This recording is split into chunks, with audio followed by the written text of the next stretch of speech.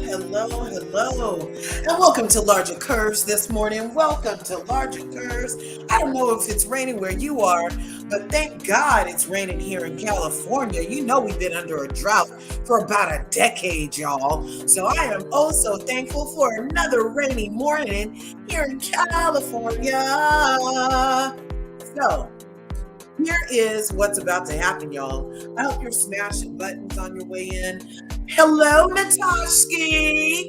Did you see you're a moderator? I think I made you a moderator. Is there a wrench next to your name, Natasha? I was trying to make you a moderator this morning, and I think I might need your whole freaking channel. I don't know. Did I make you a mod? Let me know. Yes or no.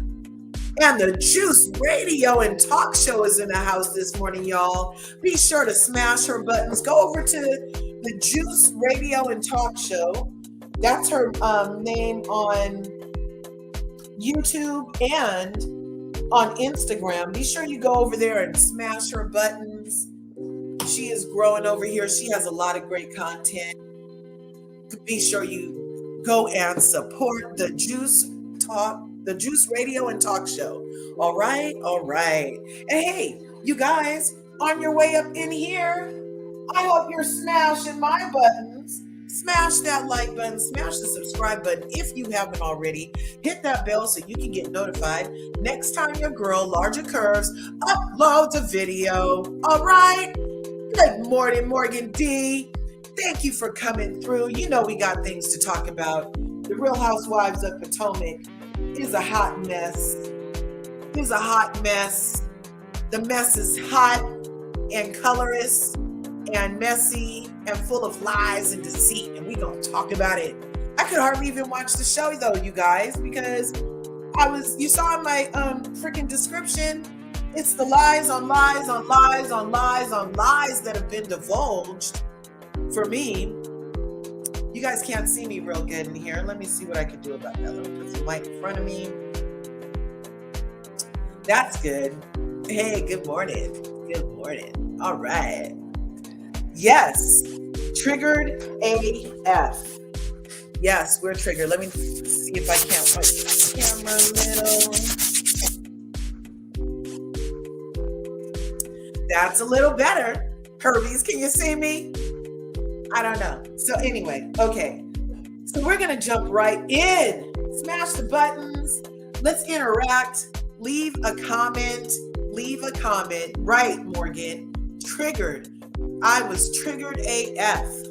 Now, you guys know, if you've been part of this curvy crew since its inception, I have long been talking about the racist tendencies and colorist tendencies over in Bravo Sphere, how they love a good racist, they love a good thief, they love a good convict, in my opinion.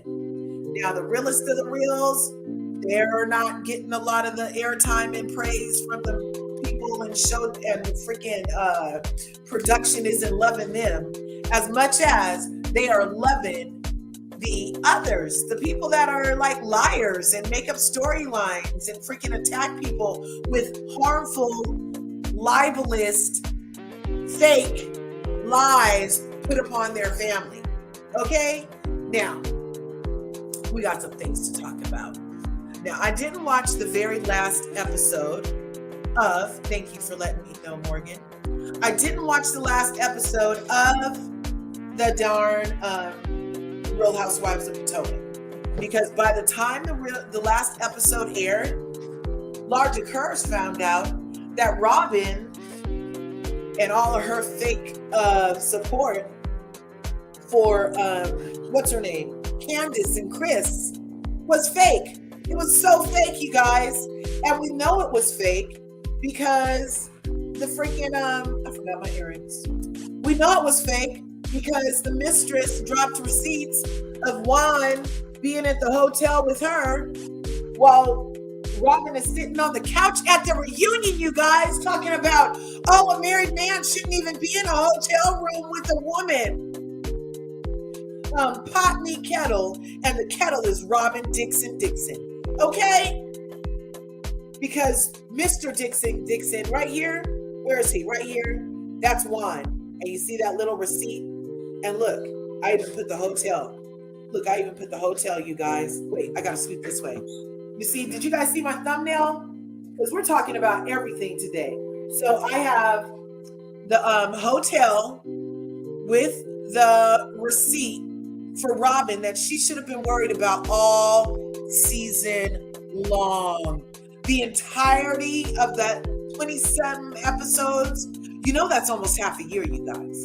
Of the 20-something episodes we had to endure of Robin's boring, not know how to dress, not know how to throw a party, don't even wake up your kids to go to school, your husband always coming or going, I doubt that he lives there, and your mom doesn't even think it's a good idea what you're doing, and the Chopin University still has stuff against Ron.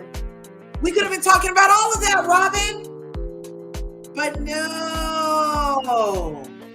And you had excuses for why you didn't talk about it on a reality show where you're supposed to be being real.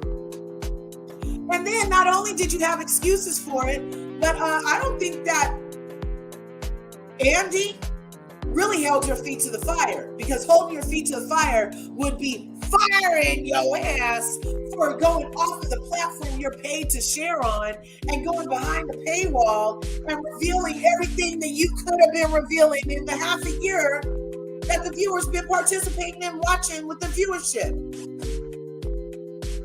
I was very put off. I can't even help it. I can't even help it.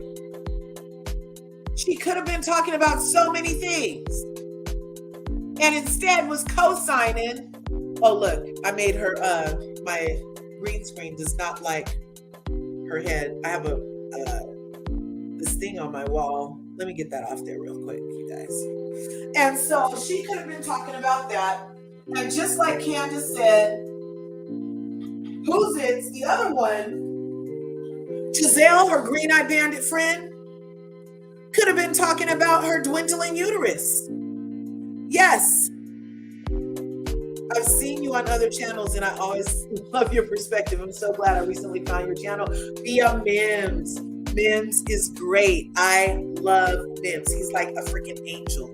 Okay, he helped me get to my 1,000. We are to 1,000 over here at LRGA Curves. Thanks for being part of this beautiful curvy community that we're growing over here on these YouTube streets. Aren't you guys happy for the YouTube family? Like, I'm so excited about my YouTube family and so happy that you're a part of it. And yes, I am so glad that Mims pays it forward and doesn't look back. So yes, thank you for coming through on the count of Mims. Love him, love his channel. If you guys don't know who we're talking about, Make It Make Sense is a channel in these YouTube streets. Check out Mims, all right? Yeah, Robert is a hypocrite. Pure and simple. How do we even have time to decipher her lies from reality when she doesn't have her nose up Jizzy's ass and they aren't calling her the Scissor Sisters? Then she's going behind paywalls to make people pay for what they already paid for with their time and energy, being invested loyal viewers into this franchise. Really, bitch? Really? You and Juan deserve each other. You all deserve each other at this point.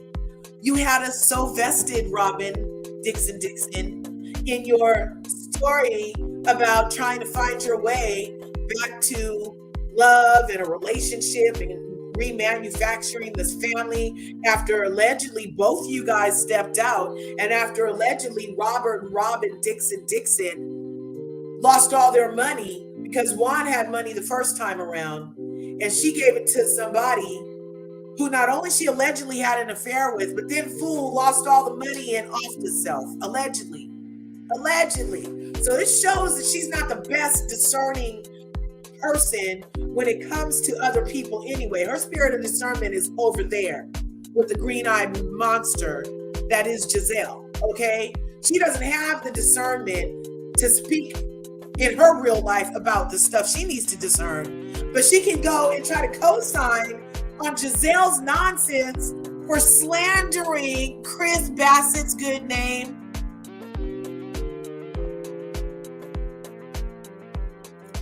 I love hot coffee, y'all. Look. And you see I put the frame right there. That's the other friend, Sesame Street. Everybody says she was Sesame Street. I see Vera DeMilo every time I look at her. My eyebrows are natural. I have natural eyebrows. And my husband's name is Chris. Nice pink jacket you have on. Oh, lots of Chris's. Oh, you're looking at me. You're talking to me. Bitch, please. We saw, and then you're gonna still stand in your mess. And you come on a national TV show with a husband and kids of your own to come talk about Candace's husband and Eddie looking at you, being nice to you, being cordial to you at an event where people talk. And then you're going to be like, oh, editing made the words not match his mouth. This is not one of those films where the subtitles didn't match the mouth, lady. This is not one of those films where my name is Chris. I want to get at you. That didn't happen. That didn't happen. He said what he said. You started the conversation off, and then you're like, oh, Chris was all next to me, talking to me, and my natural eyebrows. You guys. Oh my gosh, Just Simply's in the house. Sebastian is in the house. I'm going to drop the link in a minute, you guys. Thanks for coming through, my curvy crew. You know, I don't know, what are you guys feeling about the overall status of what has become the fiasco that is Real Housewives of Potomac? Right on. Sebastian's in the house. Morgan D is in the house. The Juice Radio's in the house. Natashki's in the house. Just Simply's in the house. Yes.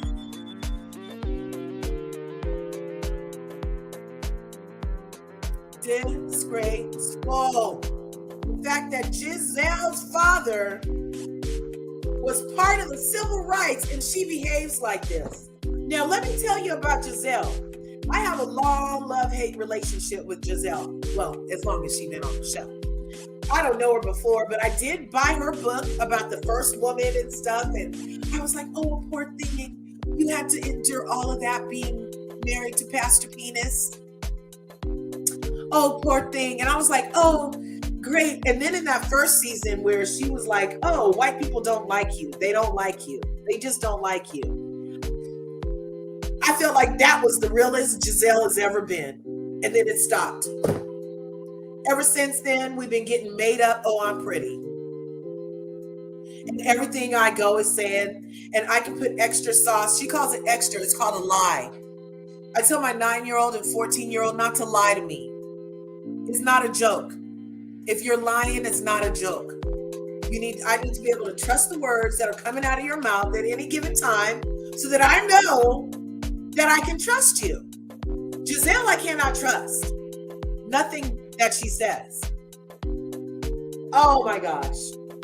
And then for Andy to give her a pass. So, okay, look, you guys in the chat, let me know, am I crazy for thinking that if a person's on a reality show to talk about their life, really, then that's what they should do on the show? And even Robin has said, well, we're on the show to talk about it. But when she gets called on the carpet, we're not talking about hotel receipts, one visiting hotel rooms and allegedly trying to pass the lady around, as is the alleged norm for him. We're not talking about that. But you're making up stuff about Eddie. You made up stuff about Candace. You guys met with Candace and Gigi the season before to get at Monique's ankles. You know what I mean? And it's just so crazy. So crazy. And I have done a number of videos on the racist tendencies of Bravo, the colorism that plays in my face across these reality shows, including the Bravo sphere. And when it finally got out that even the cast members, cough, Candace and Wendy, the two darkest people on the cast, said that they were experiencing colorism, but then had to double back and say, oh, but these people aren't colorists. Well, I don't know how you can experience something from somebody that isn't what they are. It's not how they show up. I would believe it if I didn't see the way that they treated the other people that are on the scale, on the lower end of the scale. Now, I went to Google. You guys, sorry, I have a little cough and tickle this morning, but I'm healthy. I'm healthy. If you guys go to, oh wait, what happened? If you guys go to, is that my graphics card tripping again? If you guys go to yeah, it's still on there. It says, I don't know why it went off.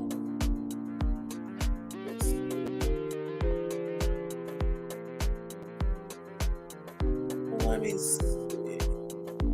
Turn the background music down some. No problem.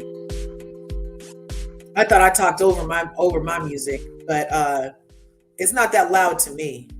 Thank you for your feedback. I love it. Because if you can't hear me over my dun dun dun, then that is good to know.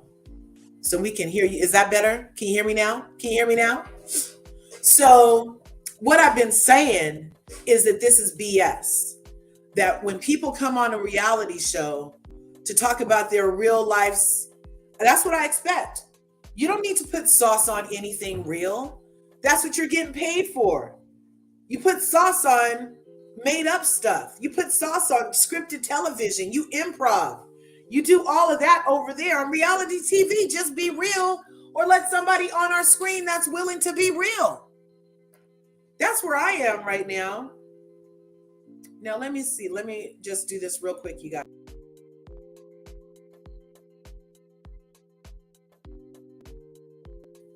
I'm not sure what happened to my background. Not sure at all. But I was enjoying my background. Let me see if I can't get it back. Anyway. In the meantime, let's go through these comments. The season. Yeah, I had a hard time watching this knowing it's a lie too. So, okay. The Friend, we're up here. Does Robin and Mia even have a brain? Not between them.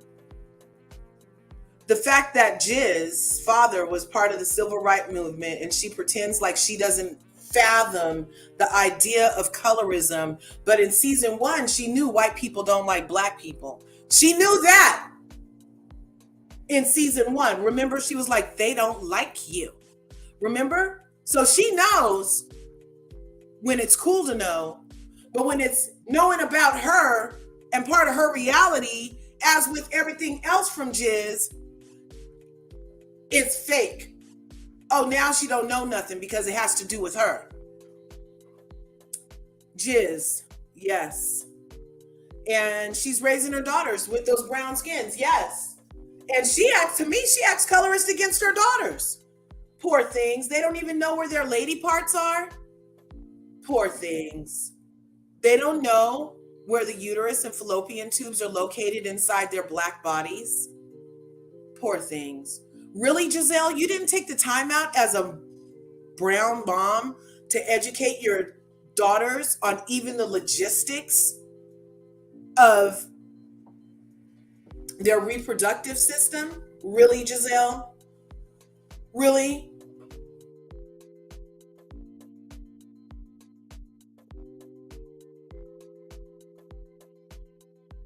So that when you're standing up there telling your daughters about the hysterectomy, you waited till half a year. We watched these episodes for like almost half a year, you guys. We were a good 20-something episodes in. There's only 52 weeks in the year, y'all. There's only 52 weeks in a year. And she waited till the 20th episode to mention her uterus in front of her daughters. But she was going through it the whole time because let Mia tell it, they be diagnosing stuff and sending you for tests all the time to try to figure out whether that's cancer or not. And then she's going to tell other people, oh, that doesn't look like that is. Oh, look at her butt. Oh, look at this. No, let's look at your uterus. We heard your box was hot anyway. You should have been talking about that hot box. You should have been. I know people with fibroids that, you know, before they had them removed, they were very upset. They were like not nice people. So I know for a fact that could be why Giselle is so nasty, because she was having these health issues. But I'm not even giving that to her for an excuse. Let's see. Sebastian says, I had a hard time watching it knowing it was all fake and inauthentic. Exactly, Sebastian. Exactly. Half a year of my life vested in these ladies for entertainment purposes / reality purposes. Like, I gave up watching The Equalizer with Queen Latifah. And she's acting her ass off in this movie. I love her in that. And I go back and binge watch it sometimes. But I wasn't making time to watch that. But I made time in my week to watch Real Housewives of Potomac, Sebastian, to find out it's all fake and inauthentic. Bravo needs to do something. Their brand is slipping. It's all fake cons, fake storylines, fake thieves, liars, the scummest of the scum. If you're a lowbrow gutter snipe, then that's probably all the vetting it takes to get on these shows this currently. I think Ashley was pandering to us viewers when she was talking about colorism. Oh yes, and I know what it's. I know I get privilege. Yeah, she did. She was pandering to us. Karen was pandering to us. Giselle was pandering to us. And freaking, who else was that? Robin. All the light-skinned people didn't want to talk about it and didn't want a moderator, and made the dark-skinned ladies back up off their comments about being treated like that by them. How can you be treated by somebody who's lighter than you and they treat you like the color you are, but then you have to go back and say, oh, but they're not colorist? Look, when I encounter a racist and they treat me with racist tendencies, I don't excuse that shit away. I'm not excusing it. First, I'm going to call you on it, and then I'm going to associate you with that tendency, hence moving forward until I see you rewrite the tendency to something where I can ignore that, or until I can act like that was a fluke. We've seen season after season after season of Giselle, Karen, Robin, and Ashley treat and act other than a non-colorist. They have made it their business to constantly attack the darker melanated ladies on this cast. They have made it their business, you guys.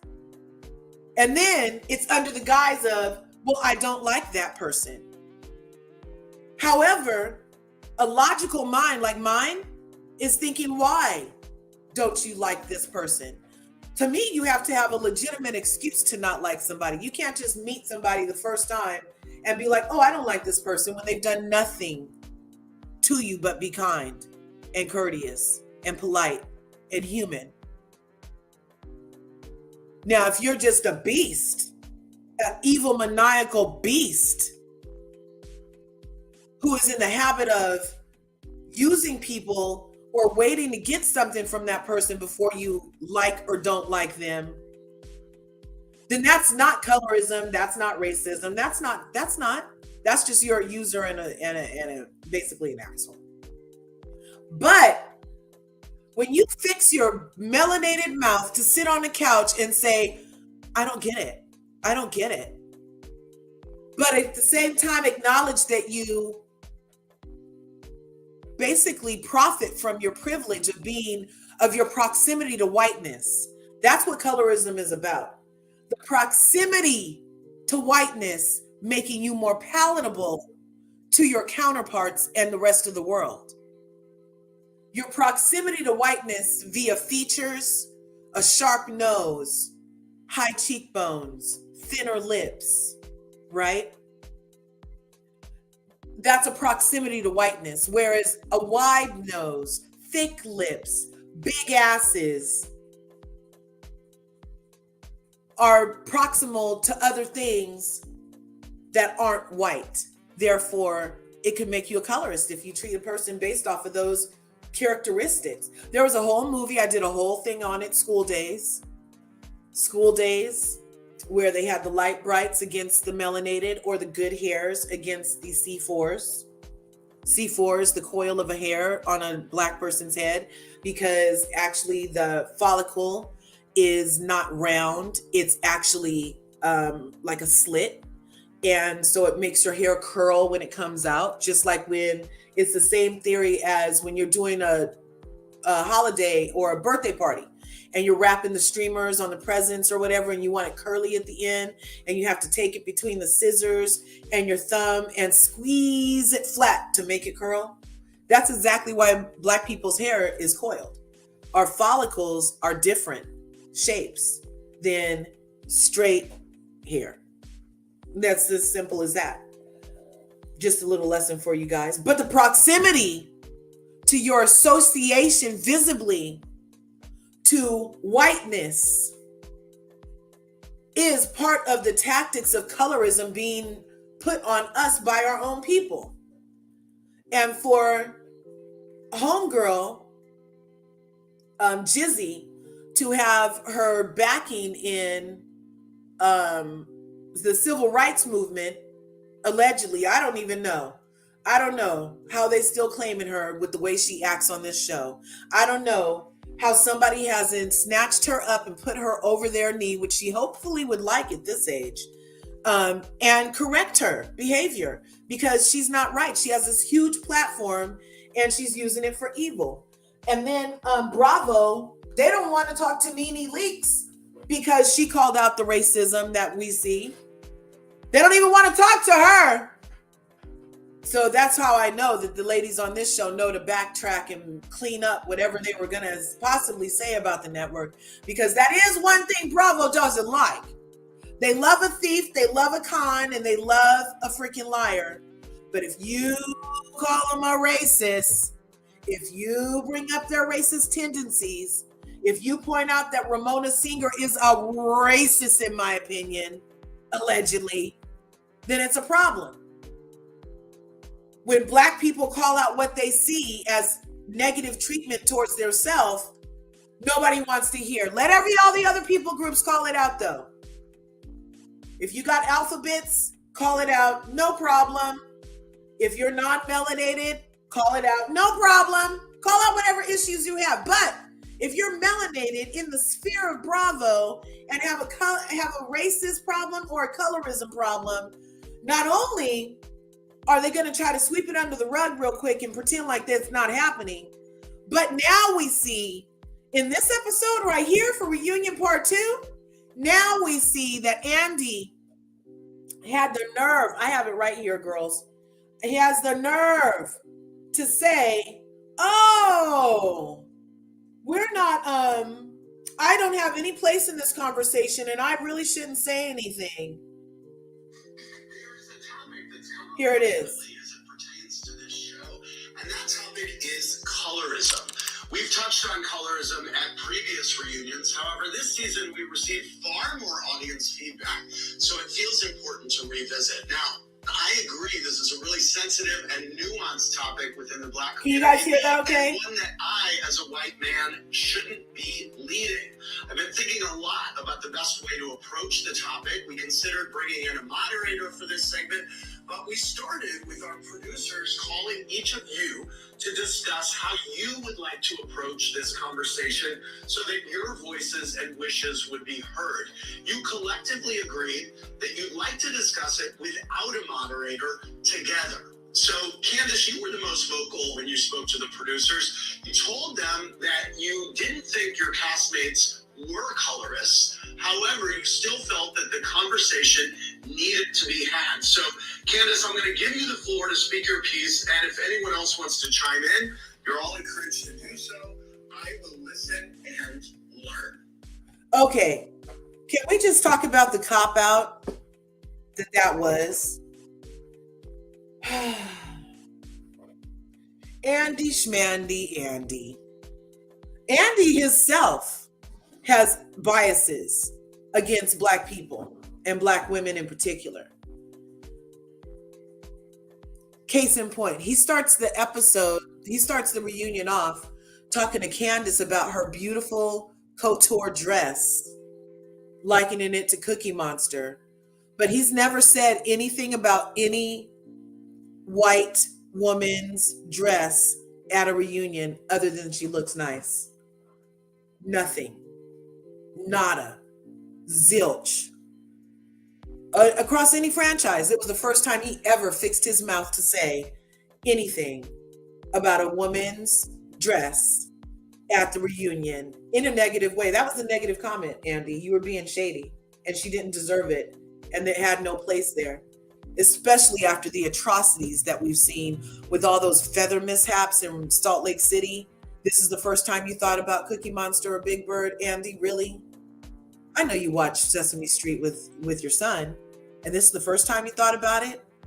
Was over here on The Real Housewives of Potomac, Andy? Okay, you're right. You're not the white man to be sitting in on this conversation. And that was a cop-out of a setup also. Oh, we want to talk about it, but first we wanted to see how you guys want to talk about it, because we don't really want to address it, and we want you guys to make it okay that we don't address it. So here, we're going to talk to you about how you guys want to approach talking about this, even though me, Andy, have already had the two lightest of the light brights on my show, Watch What Happened Live, and asked them about colorism, and made sure that they didn't say that there was any colorism going on. But now at the reunion, after we watched the two light brights that came on my show and said that there was no colorism, also lie their way through a half-year episodes, now we want to sit here and talk to you two dark-skinned girls about it in front of everybody, so we can make it as uncomfortable as possible and as painful as possible for you to iterate how you feel being in this cast of Jack and Jill's.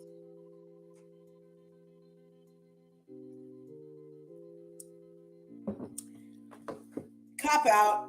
And then, oh, Candace, let's punish you by making you talk about it first, since you were the most vocal in it.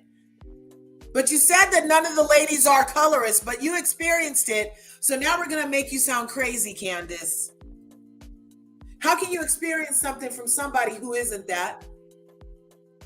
We'll find out. Let's listen some more. You and our producers for giving us the space to have the conversation.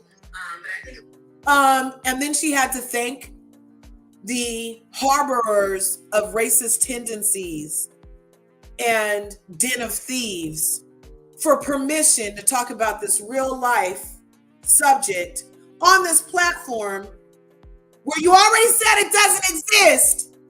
But here, let me try to clean up what I said so I can keep this job. Conversation right about colorism, we have to first agree on the definition. So I have Merriam and Webster. It's a noun. Differential treatment based on skin color, especially favoritism toward those with lighter skin tones, and mistreatment or exclusion of those with a darker skin tone, typically among those of the same racial or ethnic group. Can we all agree that that is the definition? Absolutely. That's the definition. That's colorism. Okay.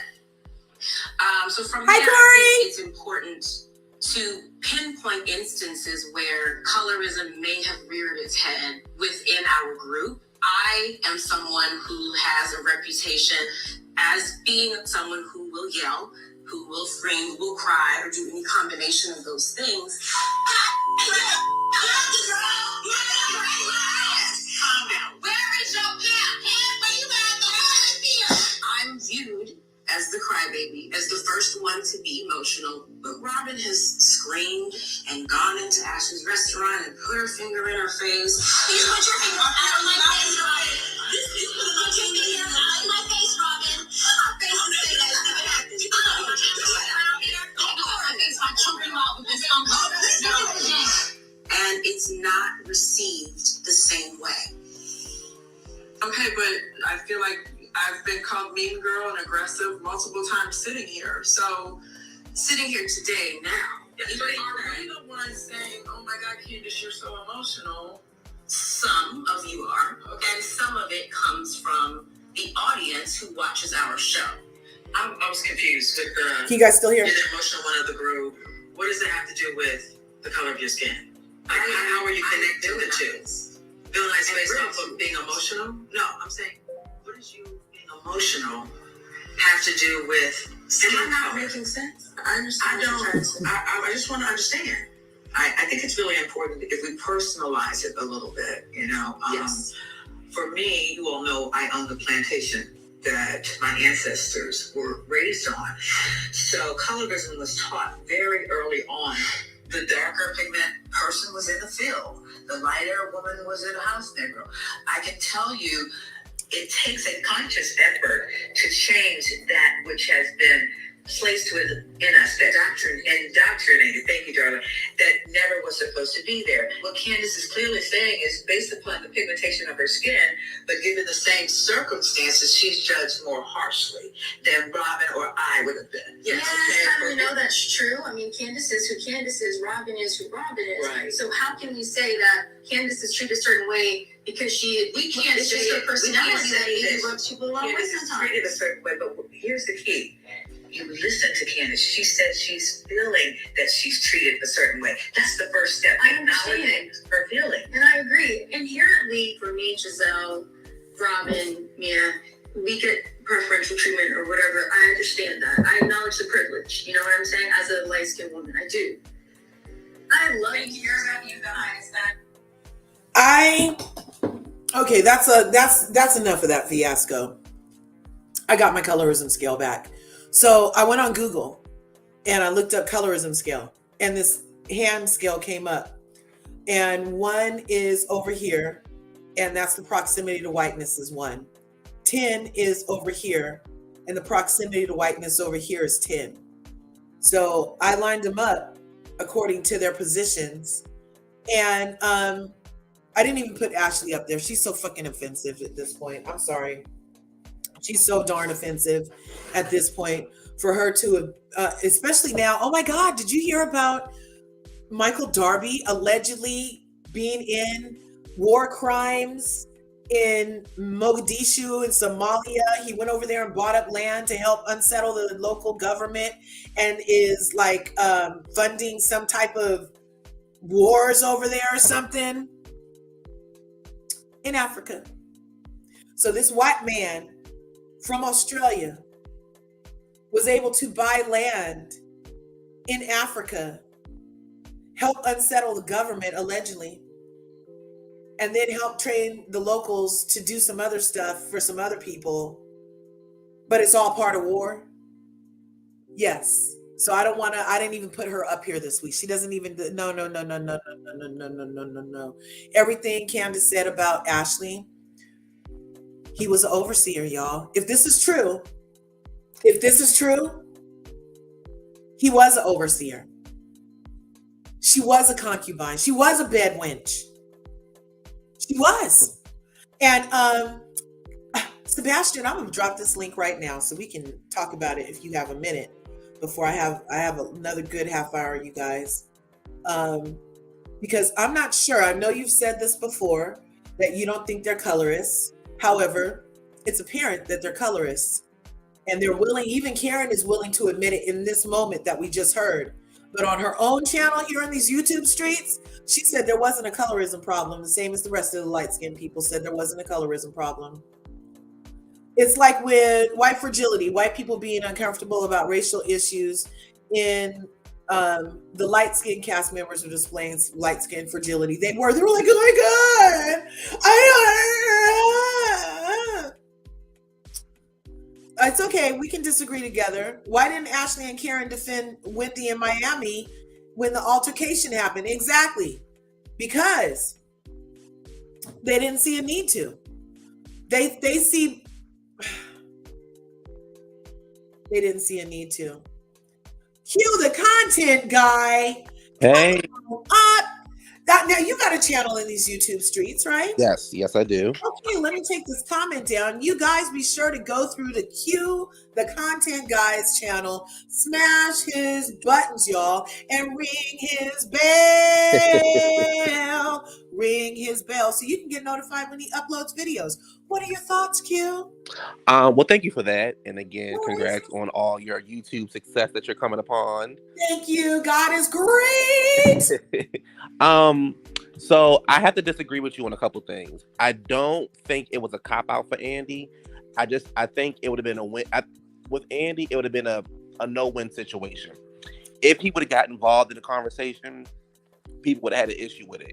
He didn't get involved with the conversation. People had an issue with it. I also do not believe that in the midst of the way that the reunion was going, was that the proper place to have the conversation, because it was not a long enough conversation. I think that could have been like a fourth special or some kind of special or something like that. But upon that, also, I don't think the cast is colorist. I don't think anybody on the cast is colorist.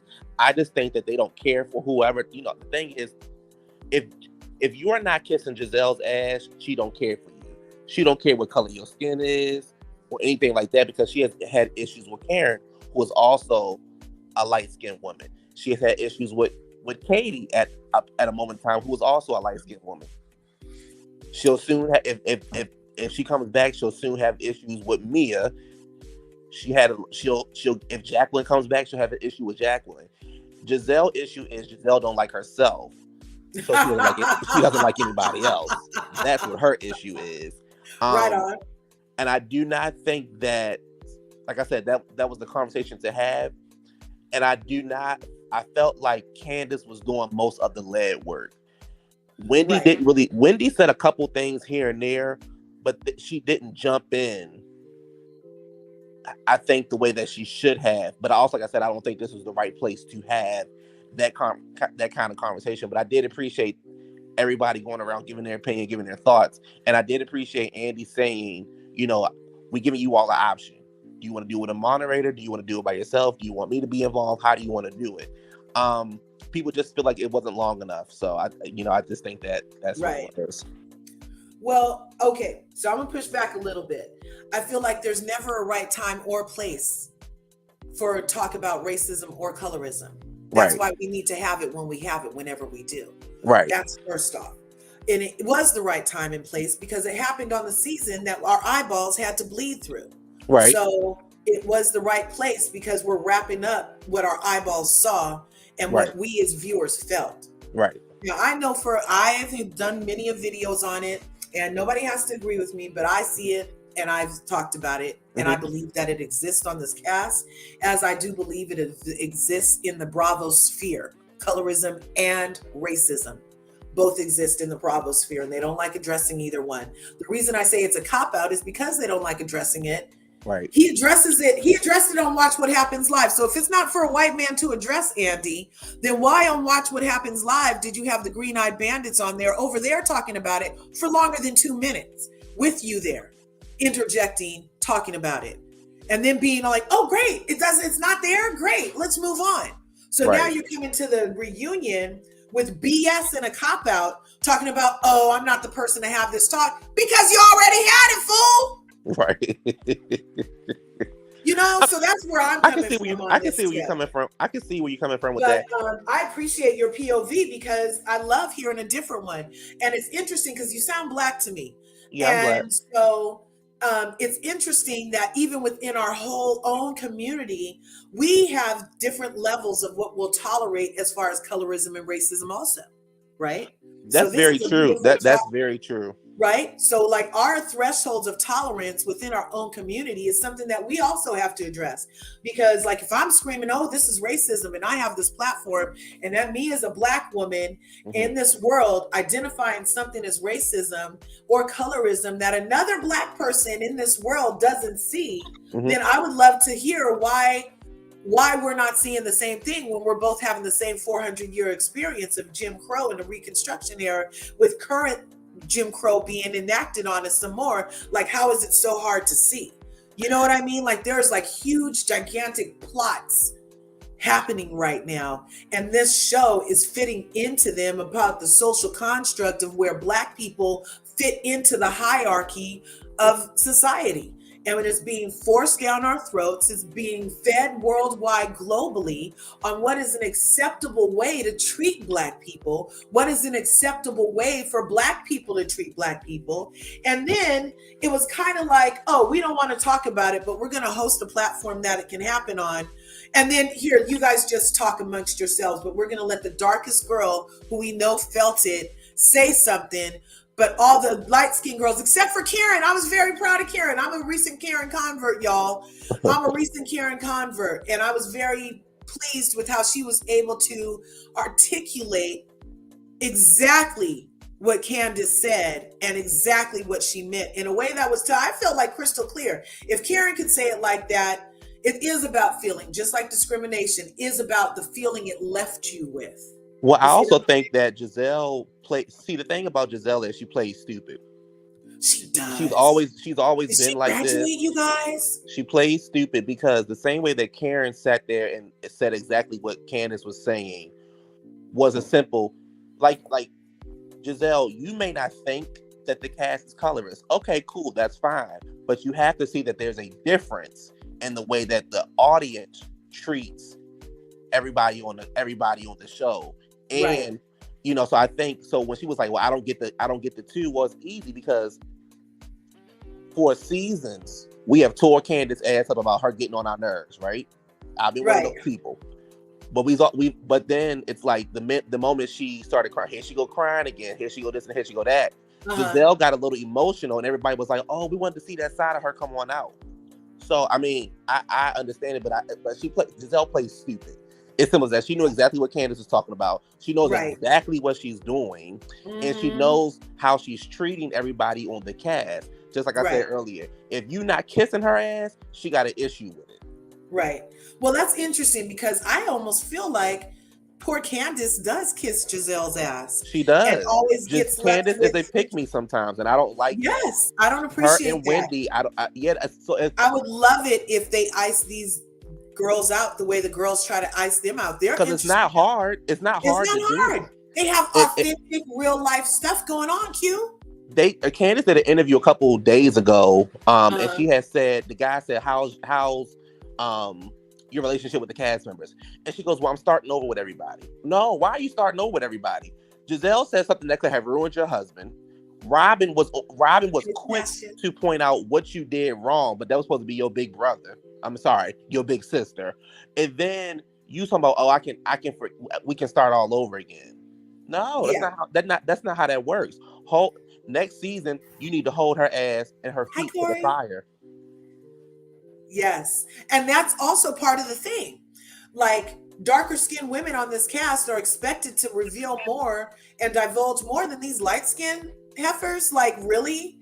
It's part of the allowing of them to get away with more stuff than you allow the other people to get away with. Like, the first time he held Giselle's feet to the fire was she's like, "Can we talk about it later?" With her, that was the first time. Not one tear, and he was like, "No, let's talk about it now." He should have said, "No, let's talk about it now," to everything that's going on in your life. Yep. But the thing is, though, nothing's going on in her life for them to talk about. Why is she on my screen then? She's not that pretty or interesting to take up this time, Q. She is not. I could see if her fashions was on fleek. I could see if she had intelligence to offer. I could see if, like, I don't know, she didn't look cheap and like her wigs were half rented half the time. I can see I don't know what it is, what hold he has on her, but it's the same. But it's just like Kyle from Beverly Hills. She's not interested either.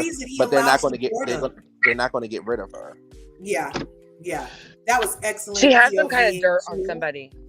Q, thank you for that POV. Look who we got back in the house. Sebastian. Then we have Natasha. Then we have Corey's in the house. Go ahead, Sebastian. What did you want to add to the conversation? Now look, me and Sebastian have a love relationship, but sometimes I hate when he says the stuff he says. So, like, he does not think there's colorism going on. He's calling my girl Wendy low budget. He's mentioning that she doesn't live in Potomac. And okay, let me just start off. Half of them don't live in Potomac.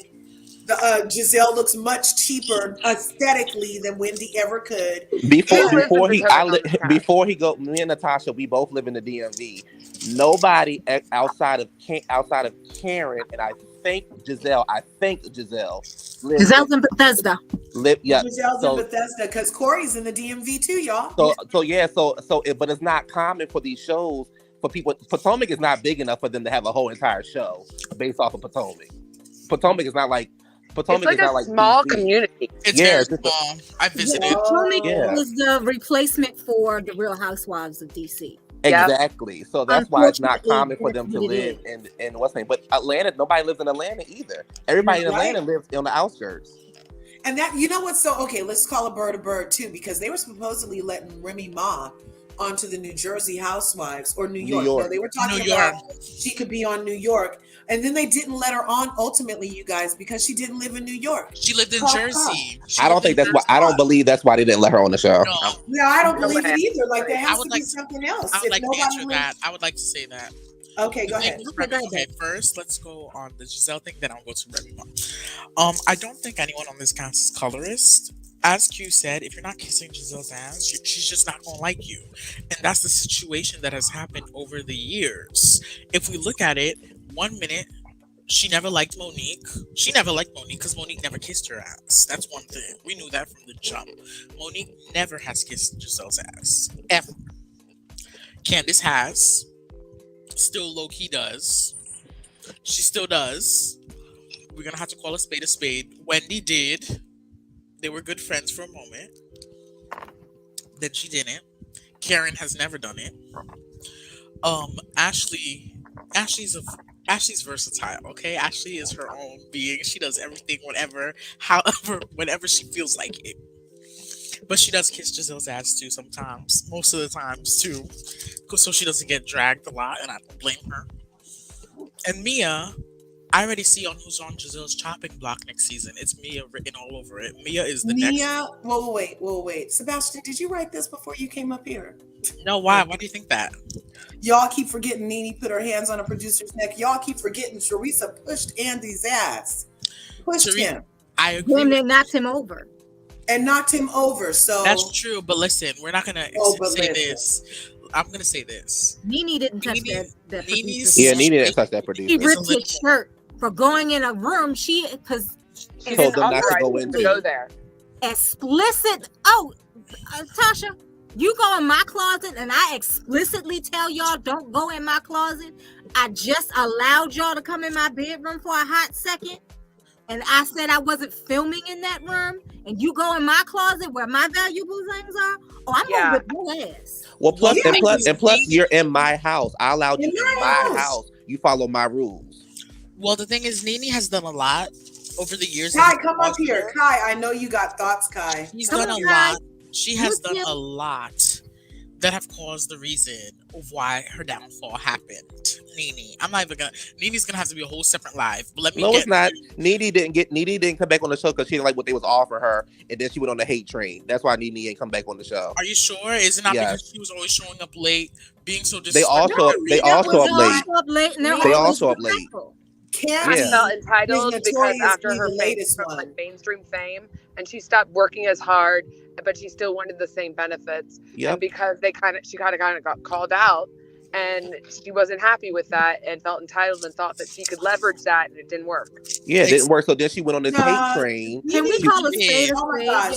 There was never any word about Nene being difficult or late. That was not Nene's. That is true. That was Candy was notoriously late. They said notoriously. Phaedra. Can we call it? Nene went on a hate train. Yes, she went on every show possible to say how much she hated their working there. Then all of a sudden the racism stuff came out. So she had because it was true, and she could finally speak. Yep, and then all these Andy was on drugs and this and that. That's why they won't invite Nene back to Housewives. Okay, can I finish what I was gonna say this whole time? Yeah. Go ahead, Sebastian. Okay, as I'm saying, Giselle has people on her chopping block.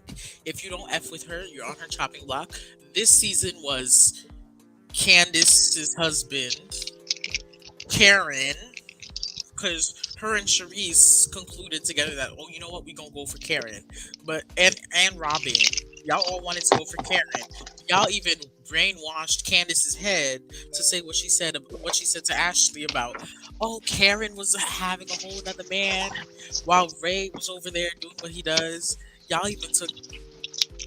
I'm just saying this: if you're not Giselle's pet, lackey, you're not going to be in good favor. It doesn't matter what the color of your skin is. Yep. She just has an issue when people are. That's how you know she's the mean girl. Her way or no way. She was the mean girl in high school. If you really look at it, it could clearly show that she was the mean girl. She was the mean girl as a first lady.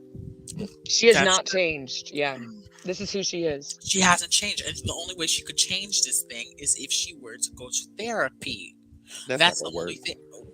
That's true. Therapy doesn't always work. But cognitive therapy, where you change behavior.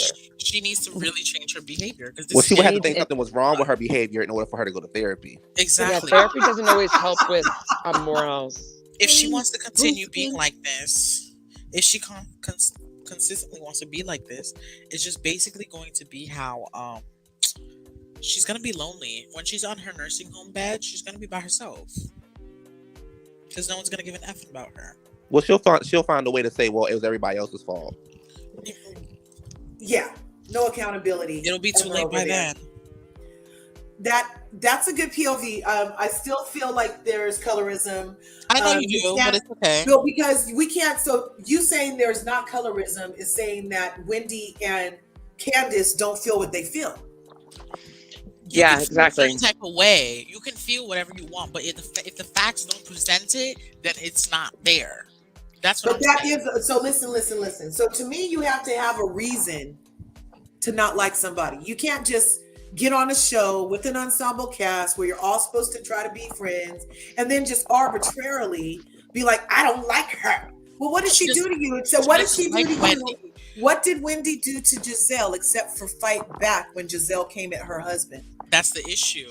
The thing is to give her zero concern for her well-being after she was attacked. Giselle does not want someone to talk back to her. That's the issue. Well, but see, that's the problem I have. That's when she hated Monique. Because Monique's first appearance was, I have 4 homes. That was Monique's first appearance. So she does not like to be talked back to. And that's exactly. If you're not going to place her into an elevated position, right, like what Sebastian's saying, then she has an issue with it. Right. Exactly. So therefore, that's why she does not like Wendy. Yeah. It's not because of the color of her skin. It is not because of the color of her skin. It is because Wendy decided to talk back to her. The day we all know, now we're going to hear Robin talk back to Giselle. I know next season, we're going to obviously see the fallout of Robin and Giselle. No, we're not. I don't even want to see the only way I don't want them back on my screen. They wasted 20 weeks of my time. I can't get it back. They need to be off my screen. That's true. That's true. Like, be there next season then. I want Candace and Wendy to be back, but if I have to endure trying to decipher what's possibly a lie and a truth from these two little heifers, it's not worth my time. But Andy had already said Giselle's coming back because Andy had already said next season are we going to see so and so on the show. So we already know one person that's coming back. Giselle's coming back. And speaking of that, did you know that freaking James Cameron, all James Cameron is making crickets with the older ladies from other shows. Him and Caroline Brooks supposedly was dating in December.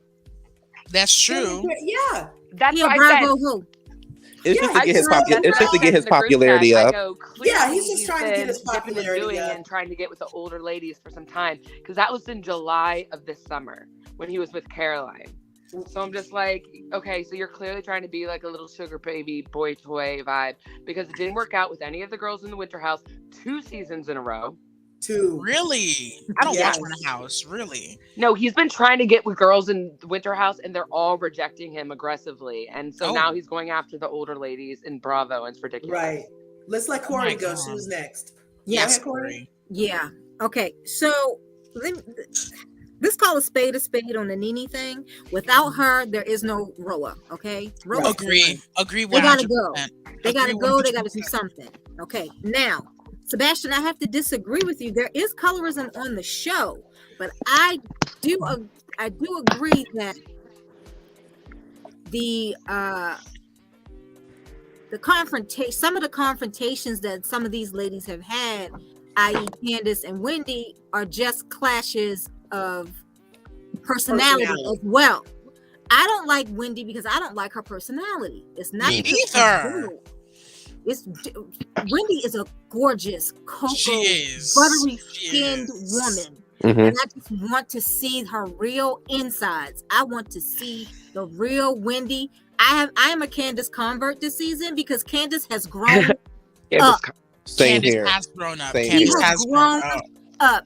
She is stopped no being a longer a woman I don't know. child. Still showing. I She's like coming- video recorder did. Yeah, she's coming into her womanhood. Yeah. Finally, It took too finally, long. she's not taking it too far. She went far just a little bit. She's still a little petty, but who ain't little petty? You know what I mean?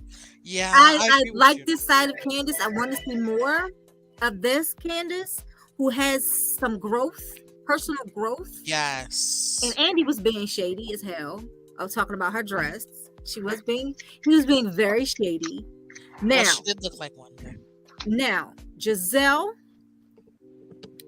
and Robin, I can see they can be colorists. Even Karen can be colorist. But Ashley is a full-on Karen, and she has always been colorist. Ashley's probably been colorist from day one. Okay. Oh my God! Ooh, I don't see that. You're not gonna come for my. Yeah, class. I'm coming for forehead. I'm coming for forehead. I'm Have you coming seen for Candace's forehead, and her boob gray pop out the bottom of that dress all night last night. Okay. No, it was not. Her dress was nicely well fitted. No, it was not. Was a bedazzled No, it wasn't. This ill-fitting boob, the boob bra on with this a side peach. was falling out the bottom. She looked like a little gymnastics little girl in that dress. She actually does not have the body to wear the things that she wears. Ashley Really doesn't have a body for anything. She Exactly. Looks like she has a little gymnastic body with ill-shaping implants, and now she's wearing a bedazzled bra with a safety pin satin sheet. Bye. I'm just kidding. Yes. You are not gonna come for my girl, Ashley is Ashley. a full. She is a full Karen, and you know it. She's Ashley is a full Karen. Yeah, she is a And full you know She it. has And Karen is a Karen, and you know it. Right? And I don't never know where she's going to stand. I feel Her unsafe with hyping this. up that orange man on Twitter. I think the storm is getting in my Listen. mind, y'all. My lights are in there flickering.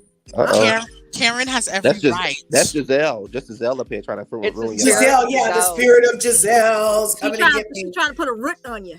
Because based off of this I scale, rebuke I'm like, the spirit I of Giselle might be and Jesus' somebody name. that Giselle just doesn't like off top for no apparent reason. First of all, we're gonna. I will have thoughts. And I Karen- myself have benefited from my skin shade and my curly hair. Okay, I have. Oh my I God, have. ED. But I don't down wonderful cocoa skin women. I don't. I love to see a beautiful cocoa skin woman. I love it. Well, listen, Corey. Well, we're gonna have to call a spade, and Ashley has had an issue with every single woman on this show. Okay. Yeah, she has. She's still Karen sometimes, though. And Well, Karen, okay, so people can have issues. That's what I'm hearing is the thread. Oh, people can have issues. It's not because of the color, but when they recover from people with issues, what's it look like? So when she recovers from an issue with Karen, they might not get along, but she doesn't hold on to that grudge like she does with Wendy for no apparent reason for talking back. And for Monique. Are we talking about Ashley or somebody Yeah, else? we talking about Ashley. What grudge? What What grudge does she hold with Ashley has Wendy? never held a grudge. I'm talking Candace, she about, did. yeah, she does. She does. She was not getting She holds along a grudge. I don't remember Wendy her grudge for a with Wendy, but she No, holds a grudge. she didn't hold a grudge with Wendy. She became friends back again with Wendy. And she held a grudge with Candace for a long time. And when it Well, came that's to Candace, yeah, was they both okay. holding a grudge. They both held that grudge. They I'll have just had wait for my turn because this is foolishness. Oh no. Kai, I'm waiting for you, Kai. I have missed Kai, you, yeah, Kai. we're gonna when Kai Oh, talks, this we're is- gonna have to Kai, do I that. haven't missed you, my love. No, y'all be doing too much. No, we call Sister Mary. But look. Let's Natasha. Are you? Yeah. Can Kai go? Huh? Can No, Kai go? Natasha was next. Fine, Kai can go. Oh, Okay, no, Natasha was next. everybody, when Kai talks, she has a little voice. No, y'all I are went, weird. I went a little crazy, and I was like I rewatched some scenes because like sometimes when I watch it, I'm like, what the hell did I just watch? Natasha was pissed last night. She was I sending me was pissed. messages. Yeah. I was getting Okay. heated, and I might have went a little overboard. Y'all may Oh, or may where'd you not go have overboard, seen Natasha? double DM. What happened? What happened, Natasha? I was just like, I was just getting reheated because I was like watching it now for the second time, and I was like, oh hell no. There was just several moments.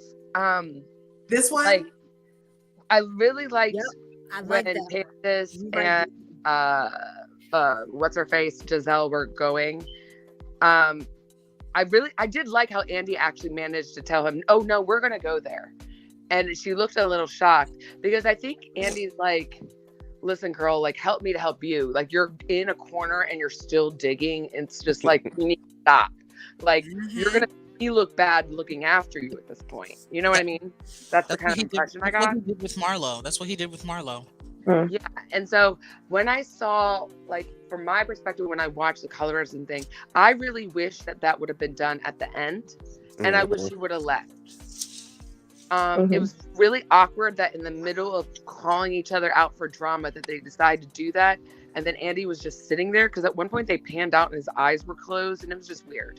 And I feel like the bandits were not contributing to the conversation at all. At all. Giselle was only providing, like, questioning Candace, who was being very genuine and trying to be clear and concise and very understanding. You can tell there was a lot of emotion behind what she was trying to convey.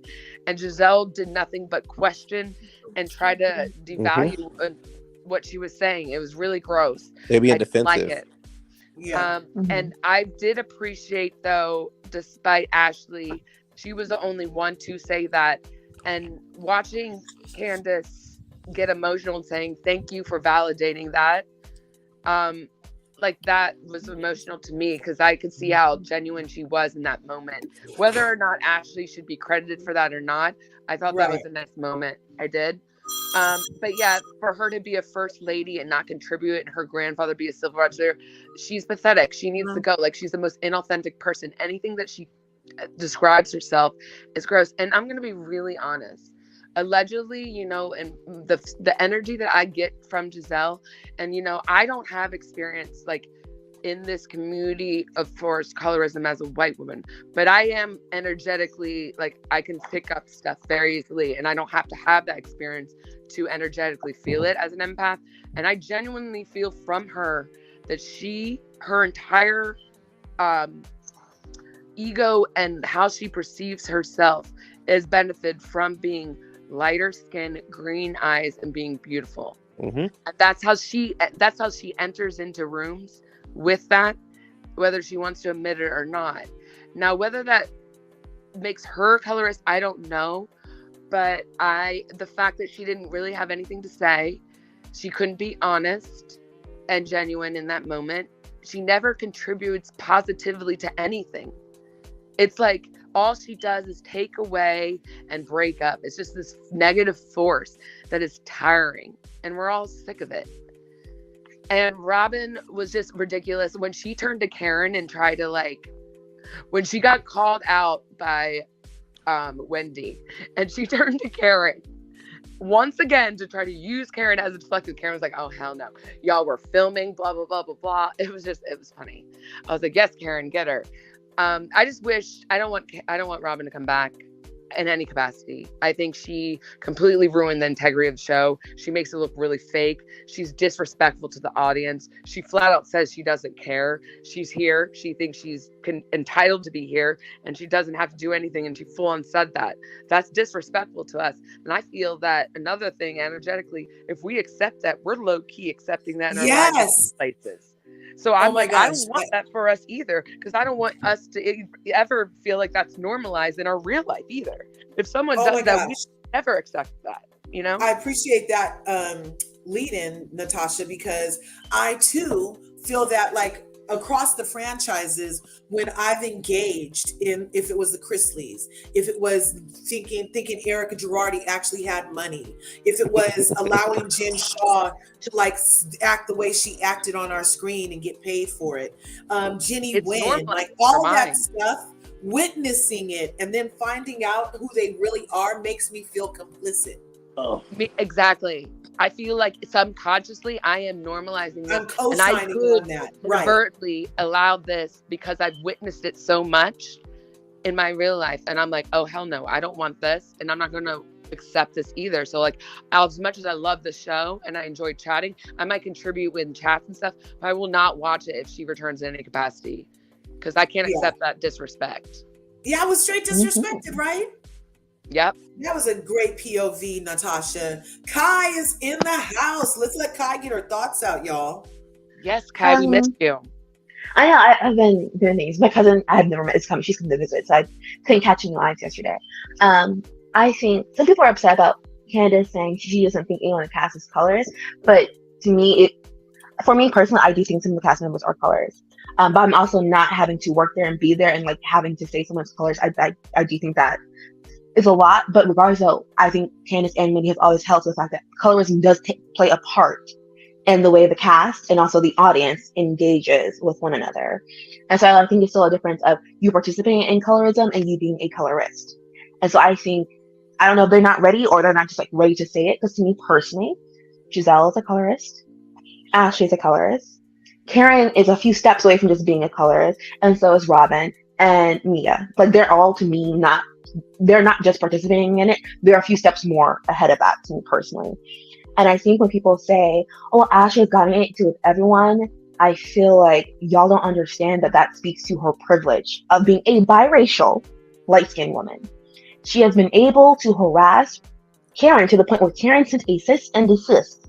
And Karen has never warned her that she would tuned her out of the show and has never also gone to HR on her. Ashley was terrorizing Robin for how many seasons? And Robin didn't come up to her face and Giselle's pissed at her. But we have never seen Giselle just be like, I don't like her, and like holding a grudge. And Ashley was terrorizing Robin for not just one season. It wasn't just like one little fight. The same season that Wendy and Giselle were going back and forth because Giselle wanted to bring up rumors about Eddie impregnating a white coworker who I think was like an assistant or a secretary. That was the rumor. She wanted to bring up to go ahead and say that's why she got her body done.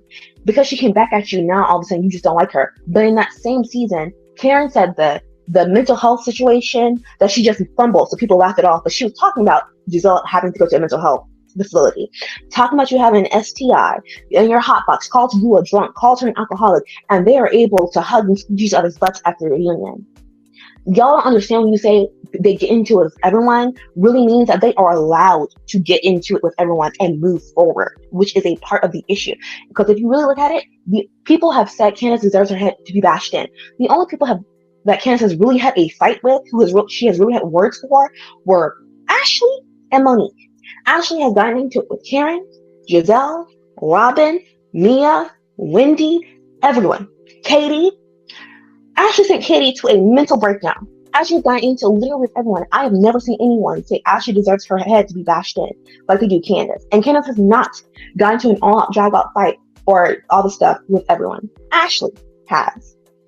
Ashley's the same woman who was so upset with Giselle talking about her hair because Ashley wrote in her blog the first season that she just started to wear her hair curly and Michael only had ever seen her hair straight and she was worried about Michael still being attracted to her. So Ashley knows what her looks mean. But she was worried about her husband not being attracted to her anymore when she was wearing her hair curly. And she was upset about Giselle saying her bush or something like that. Just for her to turn around and talk about Candace's hair. Mind you, Ashley was the first person to call anyone a house or a bench anything when she called Candace a house daughter and Candace's response was a house child. That is how we started this mess. And yet, and somehow, she is always bringing up the tweets, but she never wants to bring up the tweets about how she started this. Everyone is allowed to rip and run it and go to the gutter. And at the end of the day, either not apologize or do a little apology and maybe wonder why people have issues with you. Then people get mad at Candace for trying to move forward, but this is the show. They are supposed to move forward, but the light-skinned people are able to hold their grudges and stand by their convictions. But the dark-skinned people do it. All of a sudden, you're bitter. You need to get over it. Why are we still talking about it? You need to move on. And then when they move on, you call them a pick-me. So there is no winning in the situation. It is crazy for Giselle to sit there, and to me, Giselle is really disgusting because Giselle has also done interviews saying that Potomac has been successful because the world had never seen educated, light-skinned, light-eyed people, black women. That is what Giselle has said. And Robin said she went to the production for the second season, asking them to have darker skinned women so that way people can relate to them, because she knows that a lot of people saw her as a white woman. I have heard white podcasters saying they thought Robin was a white woman.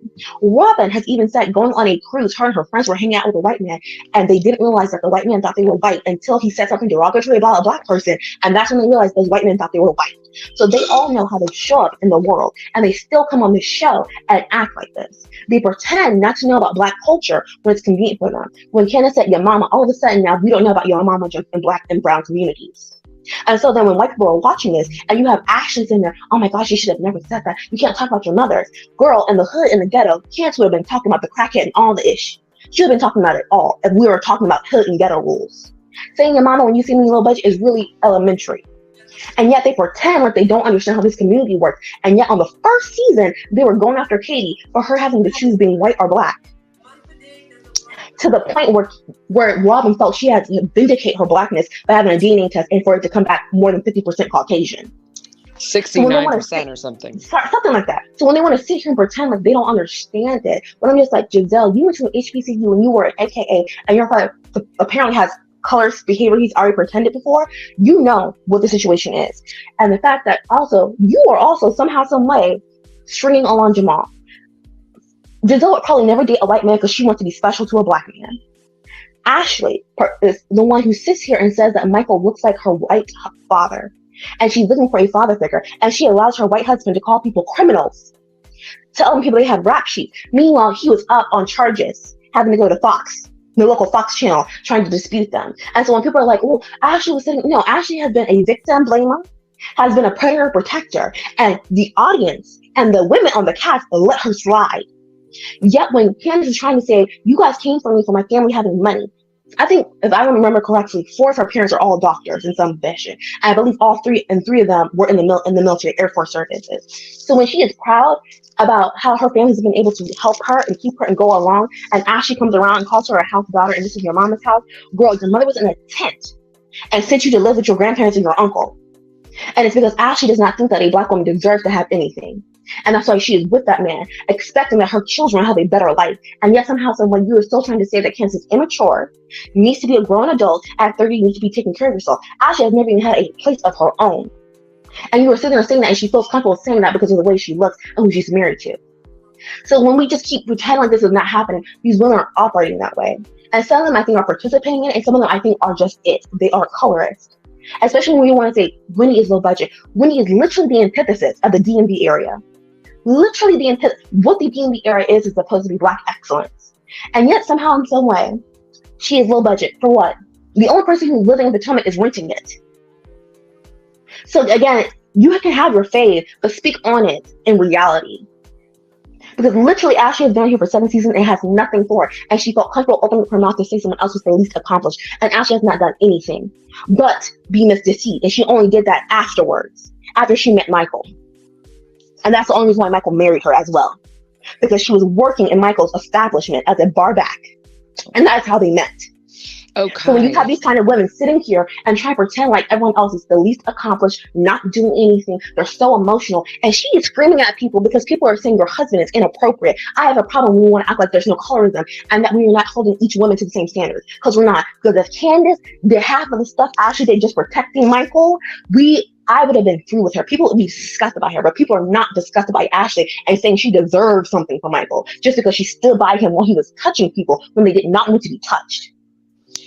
Hi, to piggyback what you're saying, we were discussing kind of what you're saying on another live. I believe it was Callie, Nola, Curves, and I, and Sebastian. And we just caught this vibe that, and this was before everything that came out about Michael. We were saying I don't know, I almost feel like Ashley allegedly would have been like a Ghislaine to Michael. Ghislaine, yes. Oh. Because I said, because we were all agreeing she's racially ambiguous, she's goes both ways sexually, she's articulate, she's everything, and she seems very like approachable, and then you don't know Oh. there's a lurking goblin behind her. Yes. I can see that. I can see that because again, my thing is like if And you there want is to, some power in her being ambiguous, because then she could like pick up lots of different people.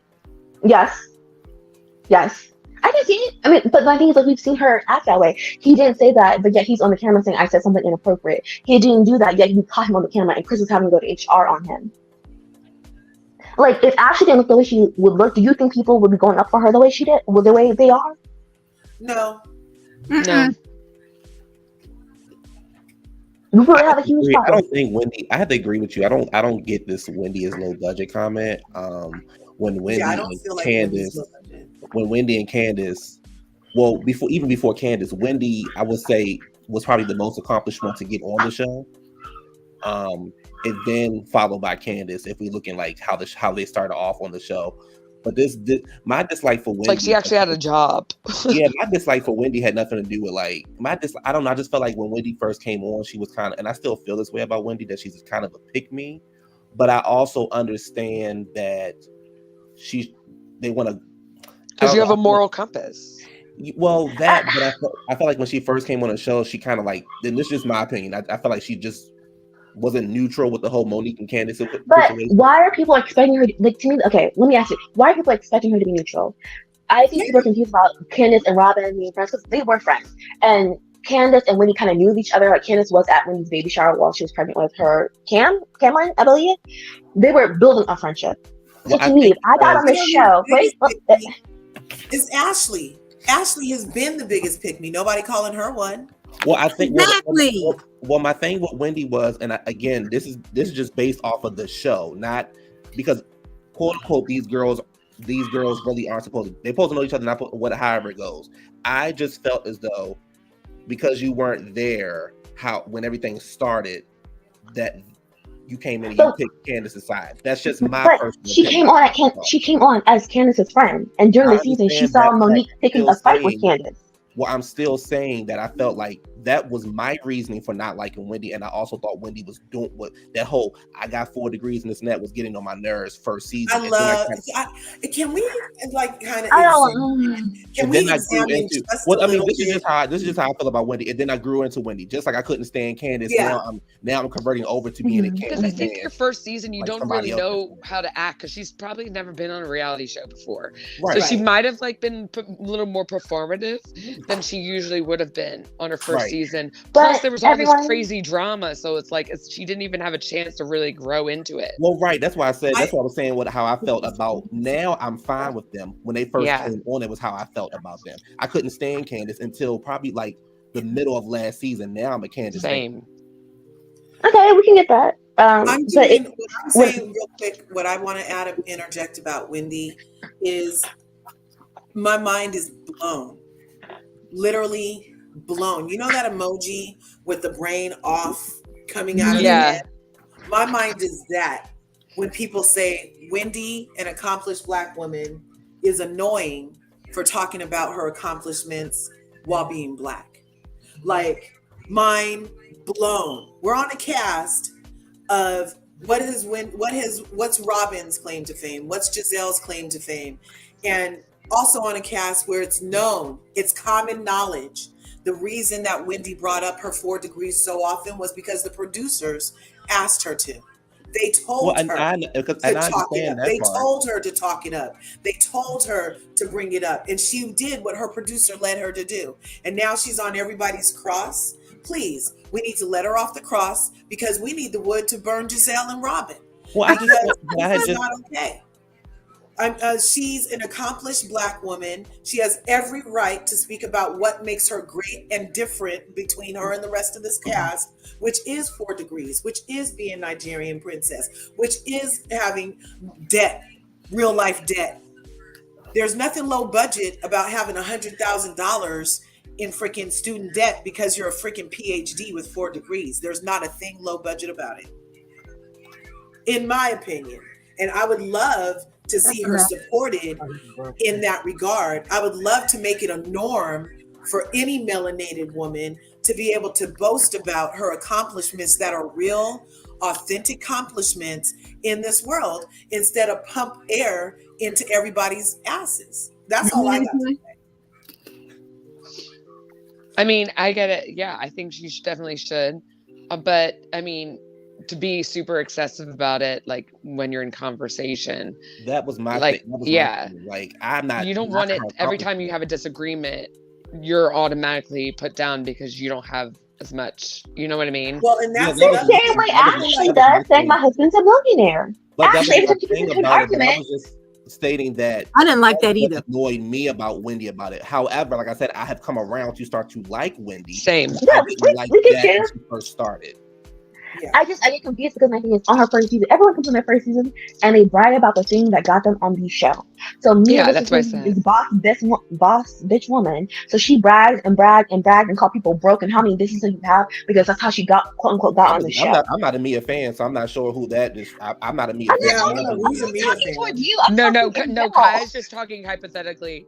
Sometimes No, it's just the women are gonna brag about it. Remember Megan on The View? I feel like I made the comments on there. Everybody's mad at Megan on The View. No, I know. I was talking about in general. The women are gonna brag about what got them on the show their first season. Yeah, not you. Like Wendy got on the show because she has a PhD in 4 degrees and does CNN and Fox commentate and BBC commentating, and like that's the reason why she got on the show. And so for me personally, and I watched most of the franchises, their first season they're always bragging about the thing that got them on the show. So I get confused on some people acting like it's kind of crazy. I can get you being annoyed, that's perfectly fine. But to me, it wasn't that annoying because everyone does that when they get on the show. About Monique was, I'm so tired. I have all this thing. The Redskins are live down the street. I'm so tired. I'm exhausted. But my husband has all this money. I can hire a little bit of help and like try. But that was her first season. So everyone does that. And but I do get, and I do understand what you're doing a little bit irritated. But I seem like people hated Wendy for it. Like hated her for it. And not just being annoyed. Yeah, I think that's but weird. hating is weird. They hated is weird, Wendy for for talking about 4 degrees, which is like a mental flex, right? But they loved Monique for talking about 4 houses. I think the Monique thing was because I watched Potomac first season, but then I was like, I'm not really feeling this. And then I came back. I think the whole Monique thing was somebody shutting Giselle down because I felt like nobody was really shutting Giselle down except for like Karen. And like I've said this before, and I've said this in my own videos, Karen can't do the work by herself. So Karen's not doing the work by herself. That's why I sometimes say, Wendy's a pick me, Candace is a pick me, because it's still like I had said earlier, they still want to have this kind of. I understand this show is about it's women. It should be a sisterhood, but clearly there's no real sisterhood in this cast.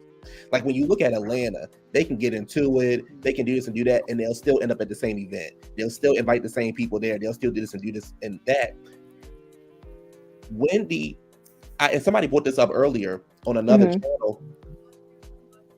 Giselle wanted Wendy to apologize to her daughters about a look that she I saw that Wendy had gave her daughters. Everybody and then when it was time to apologize to Wendy's children, Giselle didn't want to do it. You don't get that kind of stuff over at least on I don't watch every franchise. Wait, why would she apologize to her? What did Wendy do to her daughters, hypothetically? Yeah. Remember like that whole, you gave my child an ass look and all that stuff, exactly. trying to deflect from the issue she was doing. So then it's like, then you wanted somebody to give whatever the daggone daughter name is. You tried to destroy my family and I'm not allowed to say anything about your character. And it's like, no. So I think when Monique came on, it was like, oh, somebody's shutting Giselle down.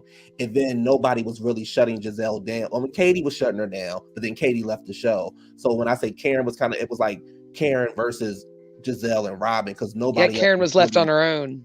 Yeah, because nobody was really. Can I comment on that? Because to me, it's like Karen's allowed to do that. Karen is allowed to go to hell with them and talk about their body parts and flapping vaginas and all that kind of stuff. And people are not going to say body shaming. People are going to laugh about the mental health comment. People are going to laugh about the STIs. But when Karen or Wendy go there, all of a sudden we have to have these think pieces about, Karen's really bothers me with the body shaming. Oh my. So to me, it's also like, yeah, Karen is doing it, but also Karen's allowed to do it. The women let Karen say what she wants to say, and at the reunion, they hug it out, they move on, they laugh and keep again. Like Karen's allowed to do that. Because I didn't think Karen, I thought what Candace said was light work. Candace could have went deeper on her. Deep to the gutter. Some go. Light The work. person that Uh-huh. plays under hell. As simple as that. I feel like Candace went light because it couldn't have been me. Because I was still, to this day, I still be on Giselle ass. Mhm. So I What get she what you do did with the to camera Chris thing, was but it's just an attack on his family, who he is. It's attack on almost women victims. Like it's bigger than it's gross. what a lot of people even realize. It's No, you just can't it even get your shows who life she together. is. You can't even get it together. Like you can't even like they're asking you what did he do? He made me feel uncomfortable. We understand that part. What did he do to make you feel uncomfortable? Well, in Q, she's trying to pretend like she didn't. She's trying to pretend like she just said, "Oh, he made me feel uncomfortable." No. When you were at Robin, I did not like what he did to me at the reunion. He made me feel completely uncomfortable, which does imply that he did something because you said I did not like what he did to me. That is Yeah, what what she did he said. do? What did he do? And he should be uncomfortable when she kept talking about his brown penis. How about Exactly. Right? That is sexual harassment. Like 100%. That is. that? And trying to get that old I'm box. sorry, And trying to get that old box to Andy. Don't nobody want that. That was SA too. That was, I mean, SH. That was It was SH. SH, her producer, with that comment, and she should be in trouble for it. That was not okay. All on the cameras and everything. She was offering up the hot box. Yeah, I'm like, I wonder how many times she's done that. Is that why she's in a position of power? Hello. I'm just kidding. But yeah, sorry. Right here, the green-eyed bandits need to go. They're not adding anything. They're maddening. They're triggering at this point. It's beyond a pause. You did not do the assignment. Your contract is to give us reality. You deflected and lied. You made up stories. The veil's been pulled. We see it. It's Went behind the disrespectful. paywall. It went behind a paywall. Right, Like there's paywall. so many things that are fireable offenses. Let's start a hashtag.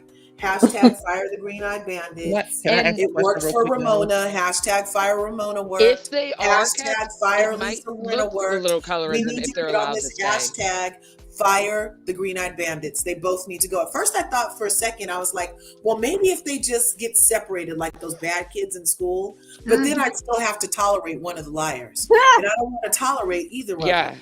They don't Hold on a second, deserve though. the second chance. They had 26 weeks of second chances to give an authentic anything, and they did not. They deflected and then went behind the paywall. They need to go. Hashtag fire Robin. Hashtag fire Giselle. It's Hashtag happening. fire If they get me, rid of- me. If they get rid of, see like how they got like everybody said they I'm miss gonna put it in Nene. the chat. I miss Nene too, but there were other people on the show that could hold housewives by themselves. If they get rid of Giselle, the pot stare. Ashley's a pot stare too, but not the way that Giselle is. Would the show? I'm not saying Giselle makes the show, but would the show survive? Would just We can try for at least Oh a my season. God. You know what? Like I Jesus, we believe- can try. okay. I believe other characters would have a chance to develop without having to navigate around the hazing and the attacks that Giselle does. I feel like we would see other characters kind of blossom more, but it's almost like there's this like shadow of Giselle like pushing everyone down. Yes. Okay. Yes. They need to go. Yeah. Complete their She sucks up a lot of energy. She Okay. really This does. is like that bad apple. Right. Bad apple spoils the whole bunch. They are spoiled. We need to hashtag fire Mia too, because Mia needs to go too. Oh, okay. Cute. You're getting me there. You're Mia's- getting me there. Mia's firing Mia is herself. dangerous. All this- Mia oh, and her- Yeah, we assume she's already gone. I feel like Mia fired No. herself. She I don't really know. Mia is I don't know. a to danger. Mia, but yes, let's add that. Hashtag fire Mia's ass too. Like Because- Tasha did it. Fire Jacqueline, because she brings nothing to the show. Well, if Mia's not there, to me, there's really no point of Jacqueline. I don't care about her having a Yeah, friendship I'm with not anyone else. interested I in don't that. really care about that. Mia is dangerous because Mia is emotionally manipulative. Mia is the same one who did all this DD video on Twitter and all this kind of stuff, trying to talk about getting Jacqueline fired before the show even happened. And then you want to apologize to Wendy, all this kind of stuff, just for you to come to your reunion. And now all of a sudden, Wendy is sleeping with Peter. All of a sudden now. And then, I saw on the cameras. What did you see on the cameras? Well, you met before the season. So that means you're actually telling me Wendy was actually serious about looking into that lounge if she was meeting with Peter when the camera was not even there. That's what you're telling me then. That it wasn't some plaything. She was actually talking to that man about that lounge. And then saying, well, I saw it. How would you see it? Did Peter show you this thing? Because to me, you and Peter don't really seem that close.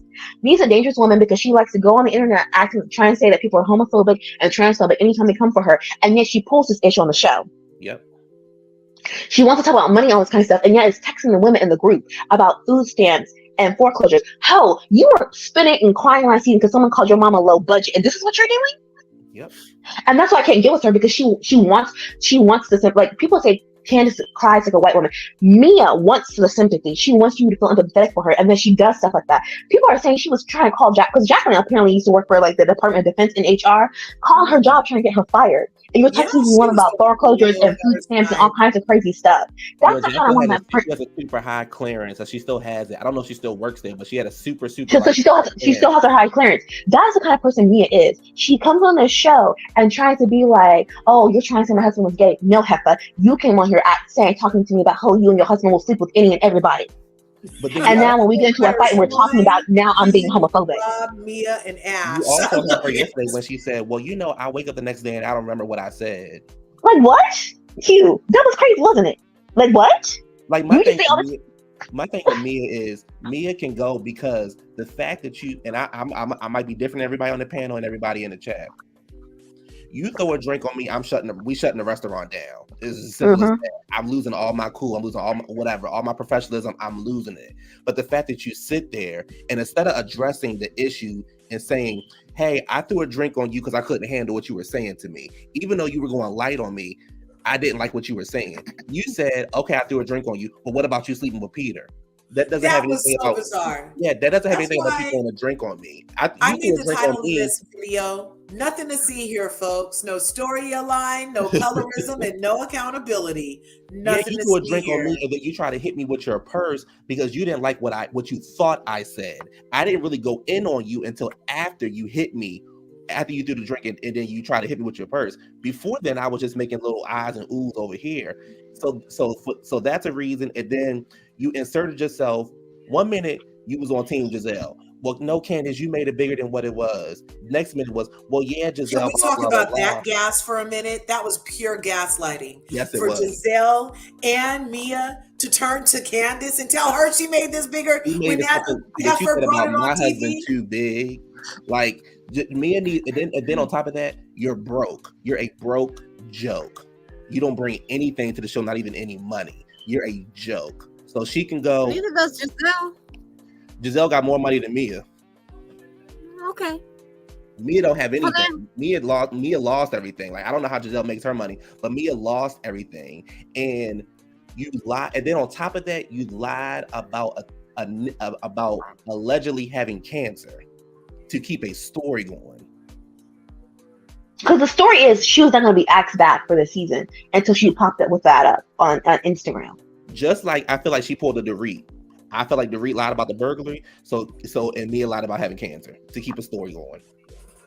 Yeah, no, Q, thank you for bringing up the cancer thing. That part really also grossed me out because the editors do pick and choose the scenes, but obviously you didn't really go to the doctors that often for them to have this one scene just at the end of the show where you're going, which is right, you are. Okay, usually if you have a skin rash, yes, you would go to your dermatologist and your dermatologist will refer you to an oncologist. Or like an oncologist that specializes in skin cancer, or you would get a dermatologist / oncologist. The fact that we're supposed to be at the end of your journey and the person you are seeing is a dermatologist is a little off. And then for me personally, I've had to do biopsies and all that kind of stuff. It is strange that your life is an open book and all this kind of stuff. And then when you're friends on the show, I can see if she necessarily is not ready to share on Instagram, okay. But on the show, your friends and your family, her mother is asking her questions about the biopsies and tests, and she seems to not know anything. Nobody, even Gordon wasn't in on it. He was like, "Oh, it's not that serious." Like nobody was in on your lie with you to make it more believable. Thank you. Yes. Yeah. I'm on Patreon trying to see how many people they have, because sometimes they'll show you how many people they have following, and I want to get an idea of how much they're making from that. You know, my assistant researched LRGA, you know. Reasonably Shady Podcast. Okay. That is crazy, you guys. All of this has been an excellent conversation. Chronicles of Anubis, what do you have to add? Well, where do I begin? Let's see. Someone needs to fire Karen, first of all. What? She's all uppity and snooty and all that. It makes a There's good house something- match. She's snorky. Yeah, but there's such thing as class. There's such thing as so having a stick up your behind. Where are we? Okay. Hold on. Oh, Sebastian Hold on left a us. second. Nana's calling me. I'll be right back. Okay. Okay. Thanks for coming up. Kai, that was a great POV. Q, that was great POV. Natasha, great POV. Corey, as always, you guys be sure to go over and support Corey at Lola Lane over here, spelled Lola space Lane in these YouTube streets. And be sure to go over there and smash her buttons and ring her bells, y'all, on Lola Lane. Yes. You guys going live tonight? Q Yes, has a you can watch Q it has a tonight. channel too. Yeah, we already did Q shout out, Natasha. Okay. Thank you. Natasha, did you have a wrench by your name today? No. No, damn. I went to go. I gotta check my stuff. Let me see. I don't know what happened. I was just a regular smegular. No, I tried to thank you. Well, what you'll have to do, okay, in our DMs on Instagram, DM me your page on YouTube, and then that's how I can get it to be the moderator. Because I don't have a page. I mean, I guess I think I've if never you have an uploaded a- email and you're Okay. showing up, then you have a Google account associated with YouTube. Yeah. I think I can make your mod.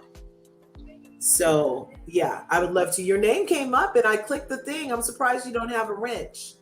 So let me go back and see if it was wrong. I'm pretty sure I made you the moderators. The moderator of the moderating. maturation Yes. And I tried to station. make you one, Corey, and I could only do Lola Lane. So now Lola's a moderator. And I tried to make you one, but yeah, I couldn't get into it. I couldn't get it to happen. But overall, I feel like this was a great discussion because we need to like figure out why there are so many differences of opinions about the same thing that we all see that, and we say it exists, but we don't all see it when it is existing. Yeah, Yeah. that's what I meant to say. It's interesting. Isn't it like trying to, it's like we see it and it exists, but not from the people who are doing it the way they do it, but it does, but it doesn't. And because it's all a personal feeling. That's why discrimination is so hard to like, when you get to court, they're like, prove it. Well, you can't prove how I was feeling. It's in me. You know what I'm saying? And you can't prove racism. Prove I'm a racist. Oh, you Oh can my prove God. racism. And then when you go back and say, well, you called this person to help, you said this about black people, you did this. They're like, well, that's not racism. To them, it's not. But to me, that would be a racist thing. Oh my God, I It's just found very myself and I have hard 2 to subscribers. Oh, awesome. Yeah. It's very hard to prove. You know what I mean? So we just are going to have to do better as humans, better as people, black people, white people, all the peoples with hearts and bloods, you guys. That's the peoples that we are into. The people with hearts and bloods. Let's take all the color off of it. Let's take all the man stuff off. Let's take the sex away. We're humans here for a human experience. And part of it is there's a lot of stuff going on in this human experience. I'm just trying to get to an understanding as far as why in my entertainment it's being fed to me this way. You know what I mean? Like, I would love to just keep on being entertained by fashions and food and friends. Just give me the 3 F's. Fashion, The food, 3 and friends. I don't need any of this social injustice stuff in my entertainment unless I go to that genre. You know what I mean? Exactly. Mm-hmm. That Well, I would just Like, I'm fashion, not you won't get signing the up for Potomac. be this. entertained. I would prefer it. Yes. Fashion, you won't get the Wait, somebody Potomac. else just add you back. Excellent. Okay, I sent that to you, Curves. Oh, You thank should you. find it, Yes. I think. Oh, Prosperity. You got thoughts? Prosperity, do you have thoughts on last night's Potomac? Because God, we do you have a we channel? were here talking about all the mess. I did both. I'm Hi, lumping Prosperity. the first freaking reunion with this reunion because it's my way of protesting the lies that I had to witness for the entire season. I really love what you had to say in the beginning, Curves, about or like the lies. Like, I don't want to have to navigate through them. I don't. I just want to be I want to know. entertained. I can't trust you, so I'm not interested in listening to your story. Yeah. Right. You know, as a woman, there's not a worse feeling than feeling talked out of your panties.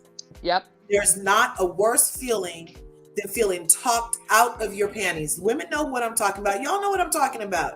And I feel like this season, Robin and this shenanigans with Jizzy is like a version of me being talked out of my panties, which was. I feel like they tried to aggressively. Yeah, they aggressively were trying to get in my panties and with these lies. And we said no. Coercion, and it's all fake.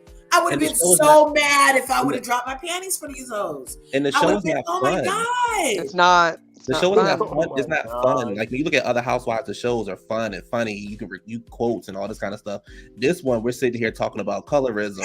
Yes. And lies and like. And it clearly shows how Robin responded on her Watch What Happens Live interview. She described like what she said. You could pay attention to her words. She's literally describing like she views this almost as like a sport. Oh, I have dirt. She has dirt. Who's going to expose? I'm like, that's not what this show really is. You're supposed to just have organic interactions. And if things come up naturally, but you're not supposed to be like, oh, who's going to do the dirt? I'm not going to be the sacrificial lamb. It's like, what are you talking about? This isn't the Hunger Games. This is why this show is weird. Like, where's the she left me off the list kind of moment? Yes. You know yeah. Oh like, my gosh. Can we where's get those moments at? Like, you're not invited to this party. Like, yeah. But you show up with a whole. Well, we got it, but it was just very bad with the child broke down field day. Yeah, not with like a really low budget like field day in a park, right? With children. That's not what we had in mind. Backyard, because that's what it was. Wow. That's Prosperity. all Is that I you? could afford. Hey, Prosperity. Hello, everybody. What do you got to say about this dreadfulness? Well, I want these people gone off my TV. That's what I want. More than anything. Agree. I need for Giselle and Robin to be held to the fire and stop being able to be so slippery and slide right from under everybody's grips. Every time somebody gets a stronghold on them, somebody does something or says something to let them off the hook. And Mia does not need to be on this cast anymore because she doesn't even know who she is, let alone she don't know the sun from the moon from the sun, her from G. She don't know anything, and everything she says is a lie. And you can plainly see that it's a lie. Like you heard that she tried to give Peter the cookie, but then you saw the tape of her trying. Which one is it, lady? Did she try to give it to him, or did somebody tell you, or did you see her trying? Like, if you're gonna make up lies about people, and at least make them plausible. These people play with people's marriages too much for me on this show, and all of these women on this show is better than me because it's no way that you would play the game that they play with these women. Wendy having to fend for herself at that table, and Bravo showing it around the same time as Shanquilla's. What happened with her was too much already. But then to go back and relive it again, and everybody on that stage making excuses, and Giselle to sit there and say, oh, because I don't like you, I was okay with what happened to you. And you get away with saying something like that? Yeah, that was crazy. I swear my hand to God. Like, why wasn't there an outrage? Like, I'm confused. That just, she was basically saying, if I don't personally like you, if you don't kiss my ass, then I literally don't care about your well-being. Like, she just exposed herself, and no one said anything but Candace.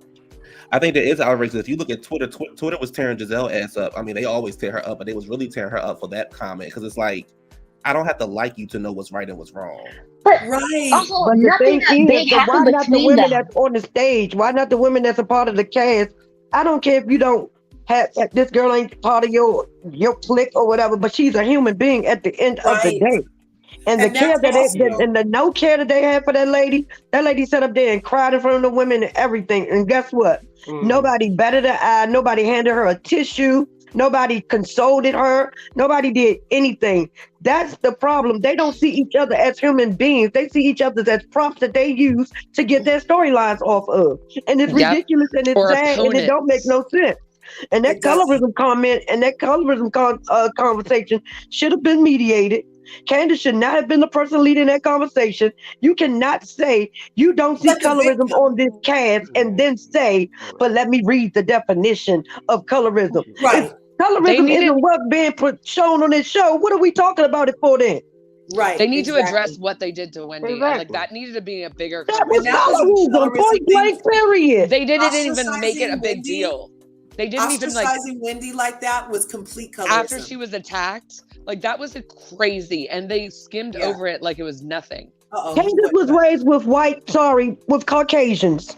Hi. She has never had colorism done to her. She's faced racism. She's never faced colorism. So she really doesn't even know what colorism is to see it up close and it's for it to be happening to her. Because baby, it has happened to you on this show more than one time. Right. And it's not even just colorism. Wendy is an African who they see as less than them. That is the problem.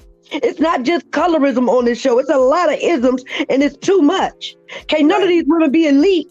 It's never going to be elitism because none of them are elite. But it's everything else. And it's ridiculous that they sat on that stage and let that go like that. No, it shouldn't have been the majority says we don't need a mediator, so we don't need a mediator. No, the conversation that has been had over season after season after season should have showed you that you needed a mediator. And where was the light-skinned women on the violence was majority just of the not show? addressed appropriately. Like, That's what I'm saying. That's why they should have needed a mediator, because you sat there and let the majority of the group who are light-skinned women. And Wendy then had to also say, the we midst didn't of need to them- talk about this. Also, And the they midst made of them having that didn't care. when that conversation took place, I said, and Natasha said earlier, it was the wrong time. Only in the not that they address it, but they had just finished like cussing each other out and going at each other. I think they should have had a separate special based off of that, because we just finished arguing. That's why I said I thought it we'll should go be into at the the midst of end. colorism, and then we're gonna go back to arguing. So then who Instead of learns this this? 30-minute learns- conversation with Robin, nobody We don't wants, care about nobody any more lives that needs. come out of her mouth. We could have had the discussion of colorism on this show. Exactly. I And just pray, and I hope Giselle repents and she prays till her knees are bloody to God, that her dark-skinned daughters do not get the karma that is coming to her, because, baby, it does not always come back on you. Baby, I feel for them girls because their mother is setting them up for a life of heartache. They don't even know where their fallopian tubes are, girl. Because she don't know. Both their And parents. she was talking about the school system failed them. No, baby, you failed your own kids. Both their These are parents. discussions you just were supposed to be rely on having a the long system time to teach your ago. kids. You never teach your kids. That's like not saying much. You know what? I feel like just simply the colorism comment should have been at the end or beginning. Like I said earlier, I don't feel like there's ever a right time to talk about colorism or racism, but you got to talk in the about middle it of drama in time. talking. It was I feel weird. like talking about it in time when it's happening is the time to address it. Exactly. So it's fresh in people's minds about what you're talking about, right? So it's Not not like like you said, always, not a oh, 30-minute what are you talking about? I don't understand that. Well, hey, this just happened. Let's address what just happened, and then give you a chance to take accountability or apologize for making me feel uncomfortable, which was a big thread this season. Baby, they weren't going to You need to apologize in the apologize for making moment. me feel uncomfortable in the hotel room that I invited you to, and then shut the door and then went and ran and told you was in there with me. You know what I'm saying? Like, so there's so many different ways that we could approach this, but we have to be willing to acknowledge that there's not a supposed right time, nor is there a wrong time, but the time is of the essence because it has to get addressed. Now, Andy, again, I said it when I started, that was a cop-out for him to say, I'm white and I don't need to talk about it, because he already talked about it on Watch What Happens Live with the non-colorist colorists on his own separate platform.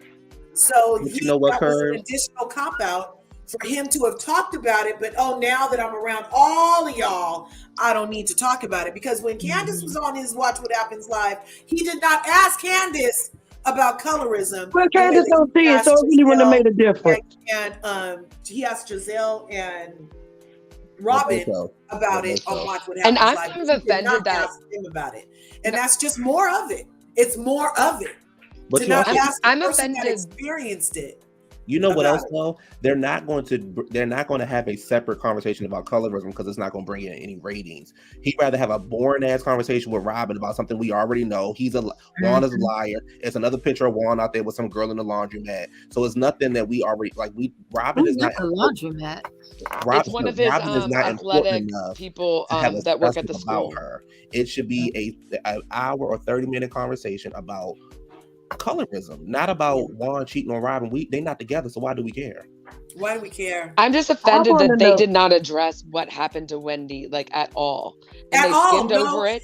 Wendy had to physically say, "Hello, I was assaulted," and they didn't address it at all. Andy addressed it. Andy didn't say anything either, though. It's Andy did. Andy the fact said that everyone went to Mia, no one even checked on this girl except for Ashley, and they didn't care and they ostracized her. That was insane, and they didn't address it. They literally just kind of skimmed over it. Ashley went to her after she finished her meal and her drinks and everything else. Yeah, it was baby, that was not secondhand comfort. It wasn't even and that did you give those ladies the opportunity to make their statements and think of statements, call them and let them know, we're going to have. You might want to think of something that's going to get you up out of this hot water, baby. No, because Karen, that was bullcrap. Karen said, "I don't care what nobody feels about Karen. I love Karen, but that was bullcrap." And what Ashley said was bullcrap. They just did not want to get the thunder and the rain that was going to come down on them on Twitter. I don't believe none of them women, and we all know Mia daggone show ain't mean nothing. She said, "Because I got a dark skinned daughter." You had a dark skinned daughter when you hit that lady in the head with the purse. You had a dark-skinned husband when you hit in the head with the first. You had a dark-skinned husband and daughter when you did everything you did this season to Wendy. So I don't want to hear none of that. Ain't none of the women mean anything that they said on that stage. They said it because they were given the opportunity to write down some statements and to recite them back on the stage. If anybody should have been leading that colorism comment that was on that stage, it should have been the person that it happened to, who was Wendy. Right. And she got 2 seconds to talk. Right. I feel like it happened to Candace also, but for some reason, if she don't, I don't. Candace, I'm tired of Candace. I don't care if she don't feel that way. I don't feel that way. Candace has been doing this all season long. Keep kissing their tails and let them keep treating you the way they treat you. That's why they treat you like that. I even noticed a subtle. She was doing it kind of with Robin. And not doing it. I saw her kind of look to Robin kind of like she wasn't giving her the heat. She was kind of treating her like she was her friend. I kind of caught that vibe. And I was like, are you serious? You're still considering this girl a friend? Right. You could see they kind of had outside of Ashley, nobody, not even Candace, really sat down and addressed Wendy being assaulted. Ashley at least was like, everybody was going to win. Nobody was checking on Wendy. Candace didn't even say, yeah, because that was messed up, that was wrong, you shouldn't have did what you did, blah blah blah blah. She had a little commentary, but she didn't support her the same way that Wendy would have supported her if the tables were turned. Exactly, and she also stayed in the house with the people who treated her supposed friend the way they treated her. I would have went and stayed with my friend who's being ostracized. Yeah, exactly. Let's film something over here. This is BS. I'm not going to tag along with these evil people and just say, sorry, girl, I'm going to come with you because this is right. You want to talk right? Well, that was right. Exactly. And she did not do that when she was given the whole opportunity. She said that they were her friends. Yep, you're right. And no matter how we feel about Ashley was still the only one who said, no, come to the restaurant. No, come do this. Yeah, even if it was just to be messy. Even if it was to be messy, she was literally the only one. But she still Candace still didn't do anything because whether Ashley was being messy or not, Candace did not say, no, we're all down here together. We're all going to go to dinner together. We're all going to do this and do that together. As I said, she didn't even sit on the couch and even really say anything. So I just felt like I don't know Even something Karen about. stood up more for Wendy by saying, I'm going to go meet my friend for lunch instead of go with you guys to the Savoy or wherever they went that time. Yeah, like Even I don't know. It's something about Candace. I like Candace, but I'm still like, I'm your not giving friend. that. There is. Candace is complacent in My all of the foot is things on that go Ashley. on She's because been she sits complacent there in a and few things I'm defends not them. okay with. Well, it's not Yeah. giving too much credit to defends it. Ashley. We're just trying to say what was right and what's wrong. Candace, nobody stood up for Wendy except for Ashley. I mean, it was And on that's TV, just a it was the fact. facts. Yeah. It's the facts. That was for show, though. But No, that no, was Right. for show. It And wasn't she for waited real. until after nobody at We- that table when that moment was going on. Nobody stood up for Wendy, but that security guard who talked her down and That's had told her, "Do not let them do to you what they are Literally, trying to do to you." that If it was man not for that security was the guard, only she had person. nobody at that table that was there for her. They Nobody. sat and ate their food and drunk their drinks and It laughed was and so da da da. depressing And and then disturbing. it dawned on somebody, oh, And it was we not all addressed light-skinned for. women sitting at Do you this know how table. impactful that Somebody was better to the go check audience? in on her because this ain't gonna look right. Ain't none of them women care about that lady. No, I'm agreeing with all that stuff. I'm just saying when we sit there saying who was by Wendy's side, Ashley was the only one who was like at the end of the day, she was the only one who was there, whether it was for show or not. She was the only Yeah, one who was there. regardless of her motives, that she was there. Yeah, But you're you're right right. about that security But you're, guard. yeah, you're right about everything else Things because were really and happening. even He when was the only one jumping in. and And like you that's said, just even when like, Candace got in town, Candace found out what happened and still And went said, to sleep. "Oh, okay." Instead of saying, "Oh, this how y'all treating toward my friend," okay, I got y'all. I'm going over here with her, and I'll see y'all when I see y'all. It Nope, is- she went to sleep. She let them not tell her sit what they there and told her cry and went her on butt to the back sleep. Went porch and say went this in the was room wrong. that Wendy was in. She took the room that Wendy was in. But going to try And to went her but butt to then Rob bed. was trying to blame it on Karen. Why is it? She's talking about what's Karen's responsibility? No, it's Yeah, because Karen everybody. could have intervened since that's her. Like, it's a 60-year-old woman's responsibility to stop two Please. 5'9" women from possibly physical attack. Get out of here, Miss. I'm videotaping and smiling. Like, stop. What does Robin do in her spare time? Pretend to be Wonder Woman with her bracelets of deflection?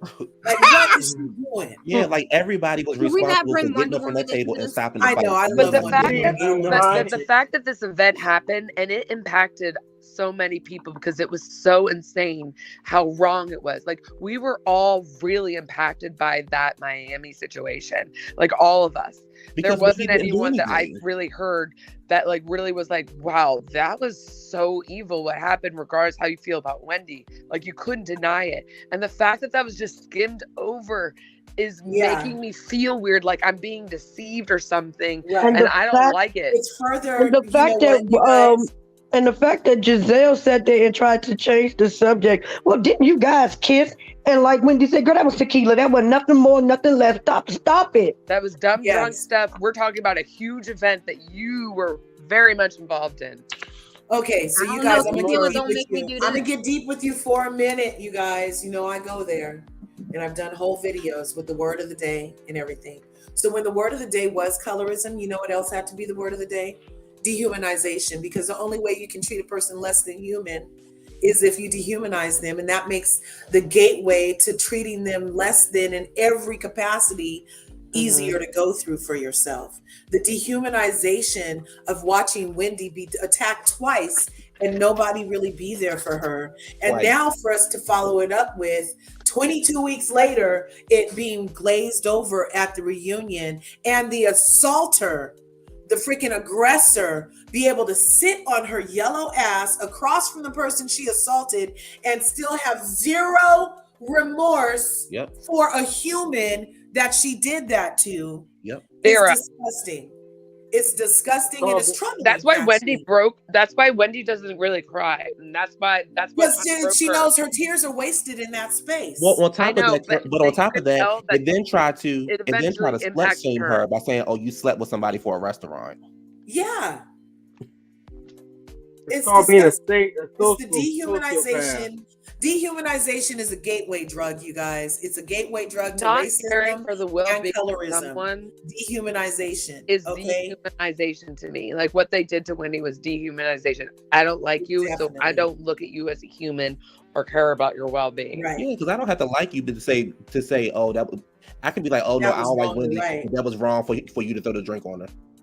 Exactly. What's right and right, what's wrong is wrong, regardless of And it's where we also are. because of who Wendy shows up as in the room. Wendy shows up as an African woman in the room with them Confident woman. ladies, and they see her that makes her even less than to them. Right. And then they try to use her.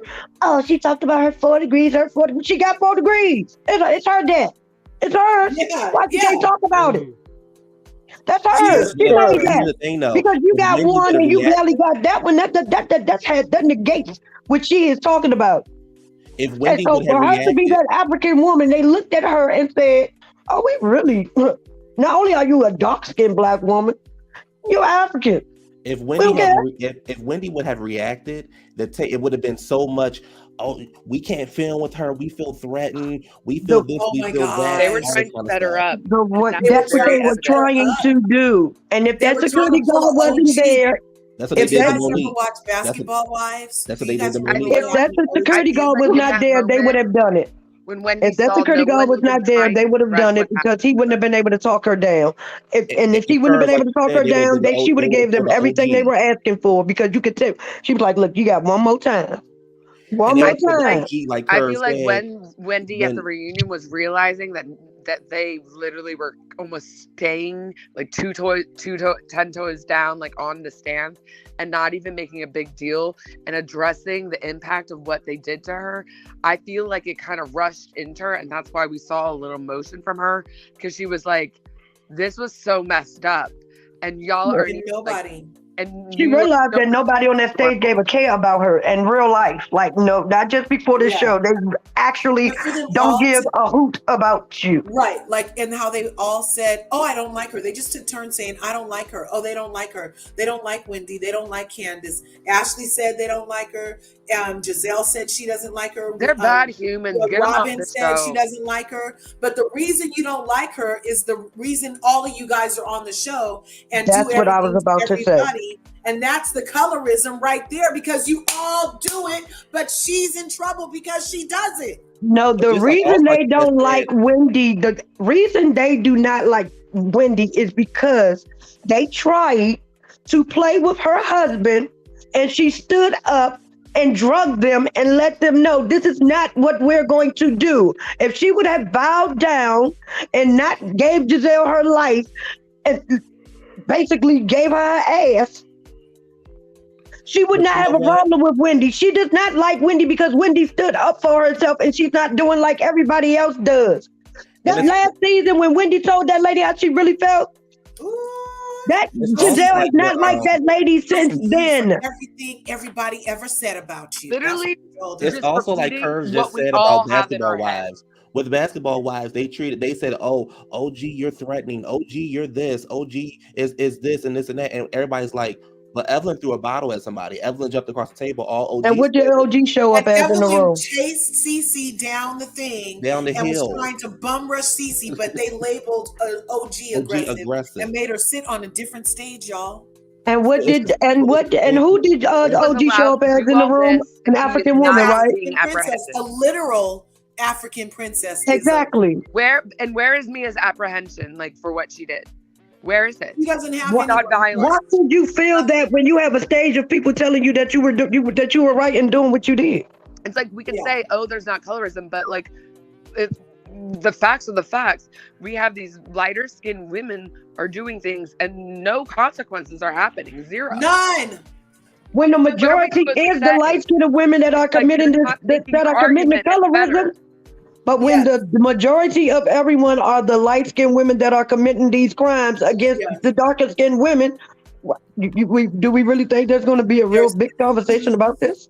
It if is there's an insane explanation, there's an that wasn't excuse. addressed. It's just, I'm There's still no shocked. It actually excuse. just dawned on me. I'm like, wait a minute, they didn't talk about that, and I'm like literally just like processing it right now, and I'm like, And that then when is you got one of the darker skinned women going on the side and saying that that it don't exist within the cast, ain't none of her castmate colorists, you really think they're gonna give Wendy a lot of conversation about something that she's the only one that feel like she's experiencing these things? And even when Karen told that the lady had herpes simplex or whatever she said she had, the hot box saying it, she didn't even carry a not grudge official for medical. Karen the way that she's carrying this for Wendy. And I don't like her. I don't like her for what she said to me. But you and Karen are able to have a conversation now. But you and that's because Karen can carry on and pick up where you left off. But you don't like the person that said, for one, stuff that was true, and for two, because she's on the scale right here as a much darker person. You guys see the scale, right? You see but the that's scale. because her and Karen made a. I believe, even though I love Karen is my favorite. I can't stand Giselle. I believe they made a pact. Season 1, we gonna like Kim and Nene. We gonna turn this show. We gonna make the show what it is. That's why they can continue to have this frenemy relationship. And that's why those two don't need to be. I love Karen, but that's why those two don't need to be the face of RHOP anymore. Why are they in the first chairs? Karen sat on that couch and barely said anything this whole reunion. Why is she in the first seat? But Giselle will tell the man, we finally get to something that's finally about Giselle's life. And what does Giselle say?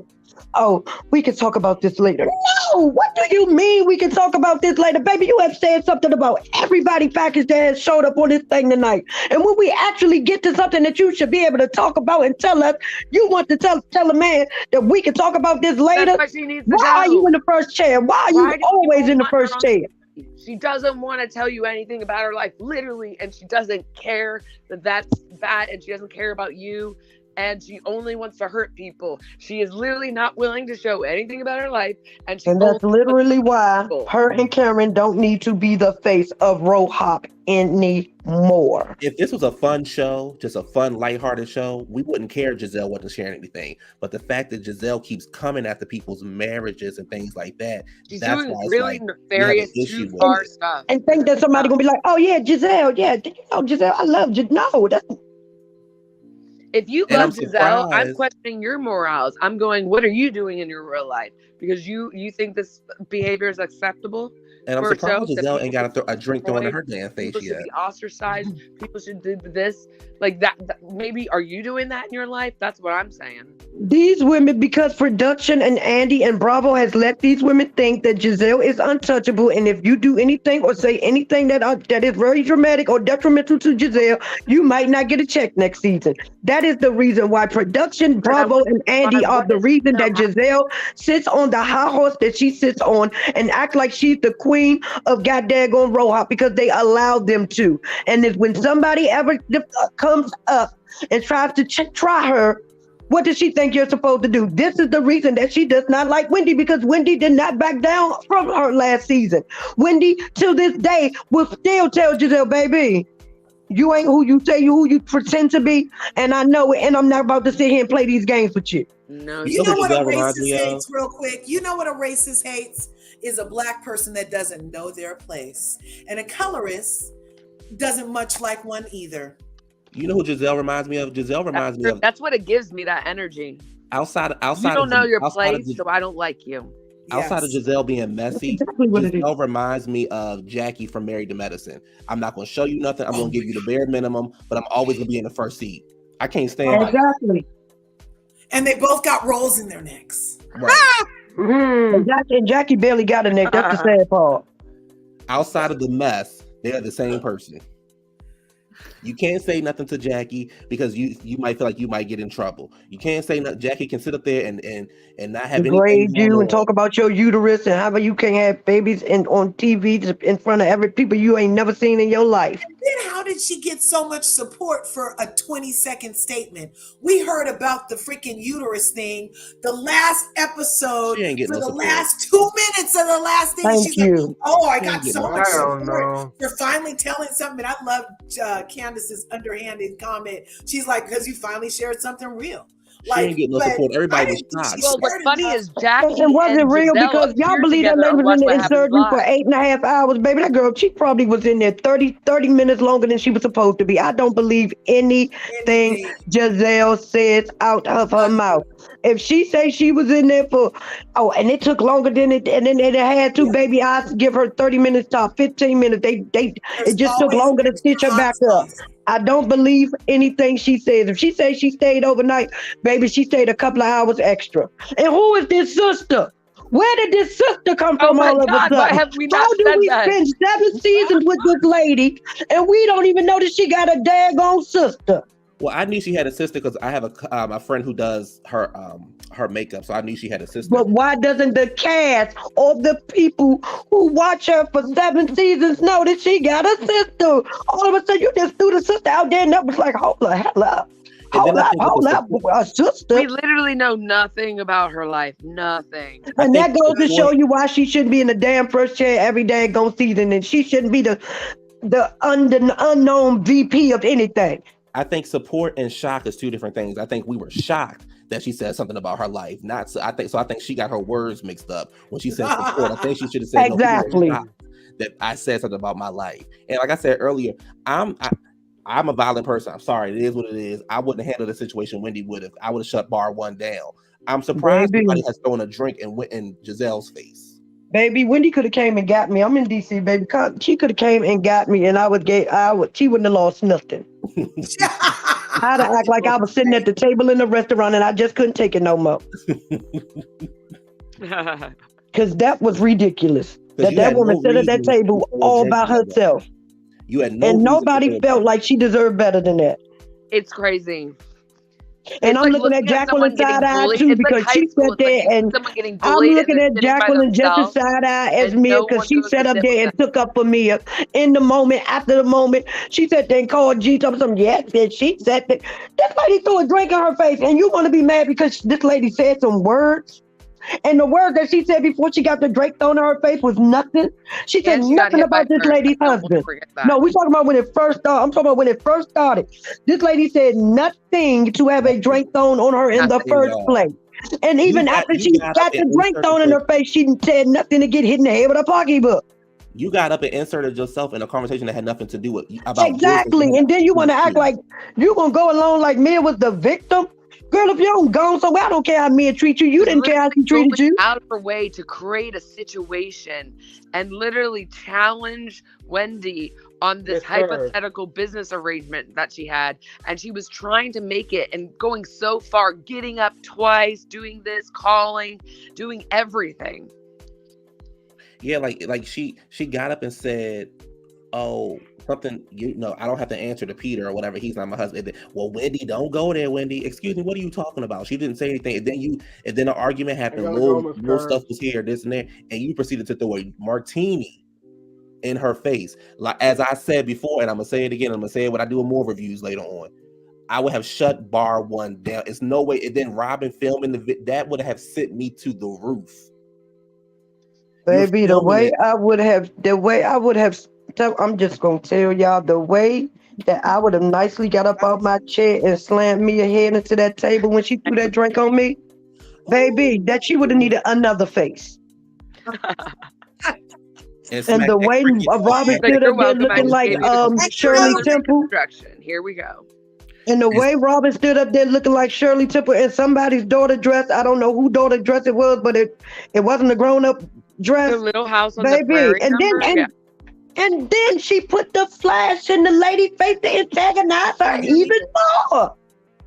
And the you don't just hold your camera up. The nefarious smirk she had, it was like sinister. Prosperity, can you hear me?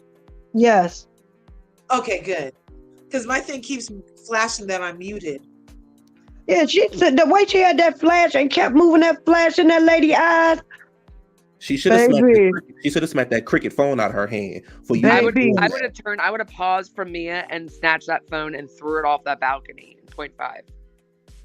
Hey, I'm telling you, baby, Mia. I mean, they got the right one. They got the right one that used her brain and was able to be talked down because it was nothing that a security guard would have been able to say to me, baby. That was a whole setup, and they didn't even address it. I'm actually pissed now. Well, on top of that, they got the right cast members because they wouldn't have tried it over in Atlanta, baby. Not with Portia and Candy and Sheree and them. No, they wouldn't have tried that in Atlanta. Mm-mm. They know who to play with and who not to play with. They wouldn't even have done that to Monique. Exactly. Yeah, no, they wouldn't have done that to Monique, especially after she chased Candace around the barn last year. They would have kept all their they hands. Would have done that. But they set that up though. As I'm thinking about it, they set that up. Giselle is the reason it happened. It was a Giselle hit Monique, and Monique thought it was Candace, and that's why that fight happened. Giselle did all of that. I'm talking about the drink throwing. Yeah, we know about that part. I'm talking about the drink throwing. That was set up too because I think so too. You're right. You throw the drink on me, and then you pull your phone. I don't know if I was more pissed about the phone being put out or the drink being thrown. Baby, I was pissed about it all, especially because that Shanquilla stuff had just happened. I'm like, so then y'all gonna sit this lady, Robin.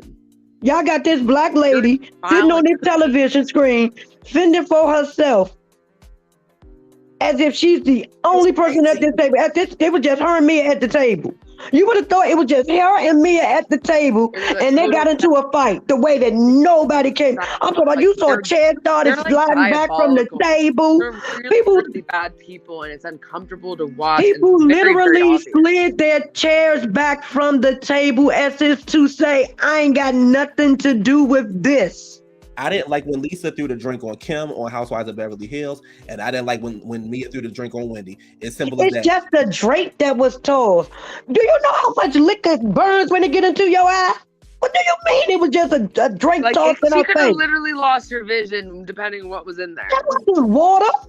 I would have went full Karen and be like, "I'm now suing you. You tried to blind me. Oh hell no." You know what else though? I don't know if y'all have ever seen the episode. Remember on New Jersey when I think it was Margaret? She threw a drink. She poured her drink on Danielle, and Danielle wrapped her hand around her ponytail. And almost broke her neck. People were in outrage that Danielle had defended herself. This lady walked up and poured the whole water over top of her head, and Danielle wrapped her hand around her ponytail and dragged her around a shoe store a little bit, and people were enraged. Oh, it's just she almost broke that lady's neck. I don't like this is just a drink. That's assault. You throw a drink on me, you're that's an assault. And every time Mia said, every time Wendy says the word assault, they want to hurry up and brush by it. That's what it was. It was assault. And if she would have done that to Mia, baby, had to say it. The way the police would have been called if if Wendy would have did that to Mia. Production. Y'all know the police would have pulled up at that restaurant that night. Production would have been shut down. We can't film it tonight. Can we just? Because the way Mia went and acted like she was a victim, I have to leave. I'm leaving. I cannot sit. Mister, you know that you the one that just did all this. Exactly. She confused me for a second. I was like, hold the hell up. What did I just... That she not was the one that threw the drink and hit that lady in the head, because I could have sworn the way she acted that Wendy had hit her in the head and threw a drink at her. It's rewriting history and like she is consistently like double downing on this rewritten history that she is somehow the victim in all this when she literally... And the way Wendy had to stay sitting at that table and finish filming that scene as if she was not just assaulted, as if she just had to take a napkin and wipe her face off and keep filming, and nobody said, "Cut, stop, let's get this under control." It was Production is just culpable in this situation as the person who threw the drink at her. And then also, why is she still made to work in these conditions? And then in Mexico, you have the right to say, "Well, I threw a drink because you said my husband was gay." No, you're making up stuff now. You're making up stuff. On any series we watch, when someone is assaulted, what happens? Production shuts down and they remove that person from the situation. Why was Wendy Mia got allowed none, to hold on. Wendy got none of that. Wendy had to sit there, continue filming.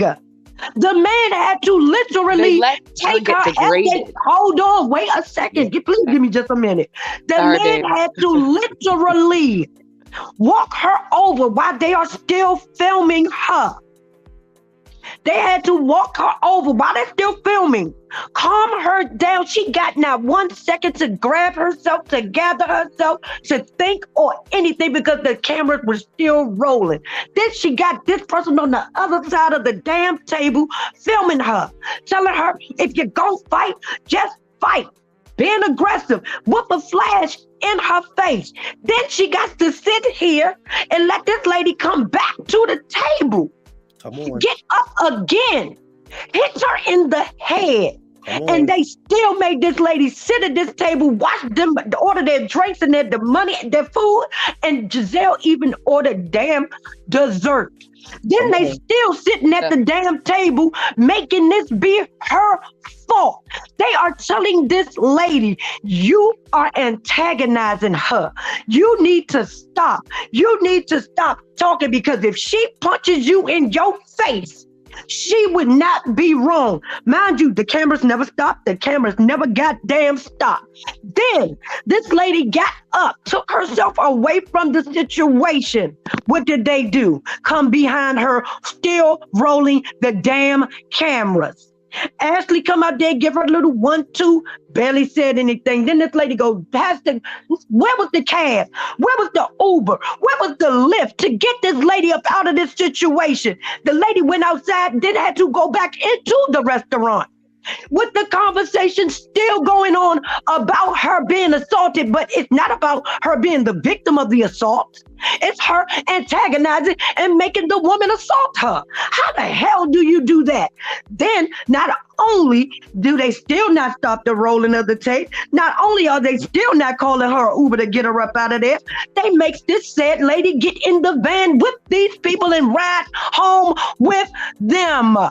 Then not only do they do that, they still got the goddamn cameras rolling.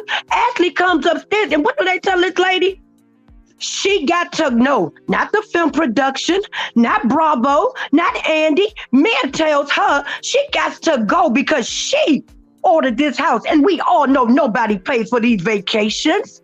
But when did the camera stop rolling? Never. This lady never got a chance. She had to literally close her room door to get some privacy and cry. The tapes rolled on the outside of her door the entire time this lady was in there trying to have a moment of peace and a moment of solitude to think of what the hell just happened to her and get some comfort from her husband, because the bitches that was on the trip with her gave her nothing. And then what did they do? They then let me tell this lady, baby, guess what? You can't stay here. No one ever said, baby, this is done. We are done filming for the night. This lady has just been assaulted. We're going to get her up out of here. We're going to put her up in a hotel. We're going to call her out. None of that. That lady had to go through the rest of that night filming this entire damn scene, being stoic and the strong black woman that she did not deserve to have to be in that goddamn moment. And it's wrong. It's wrong. It's wrong. And for nobody to point out any of that at that damn reunion, for nobody to get that lady anything in the situation, after the situation, and 20 weeks later, when they filmed this goddamn thing, this lady wasn't even handed a tissue when she finally took the time to break down and be the weak woman that she should have been able to be through this whole goddamn thing. And then what she had to do 5 seconds later is go right back to being that stoic black woman that she's looked to be, because she's a dark-skinned, melanated woman who just happens to be an African. And they don't like her. And it's fucking sad, and it don't make no sense, and it needs to be talked about, because this shit is ridiculous. And you gonna give this moment of colorism to the girl that has never had to face colorism, that doesn't want to face colorism, that don't see no colorism, instead of the woman that it happened to? Come on, it's some bull crap, and it's bull crap, and it's bull crap from production, from NBC to from Universal, all the way down. The goddamn fish stinks from the damn head, and that's what this was. And I'm sorry, but that's what the hell it was. My bad, Lord, for the curse words, but this is what it was. No other freaking situation has ever happened where that lady is not taken up out of that situation immediately. Never.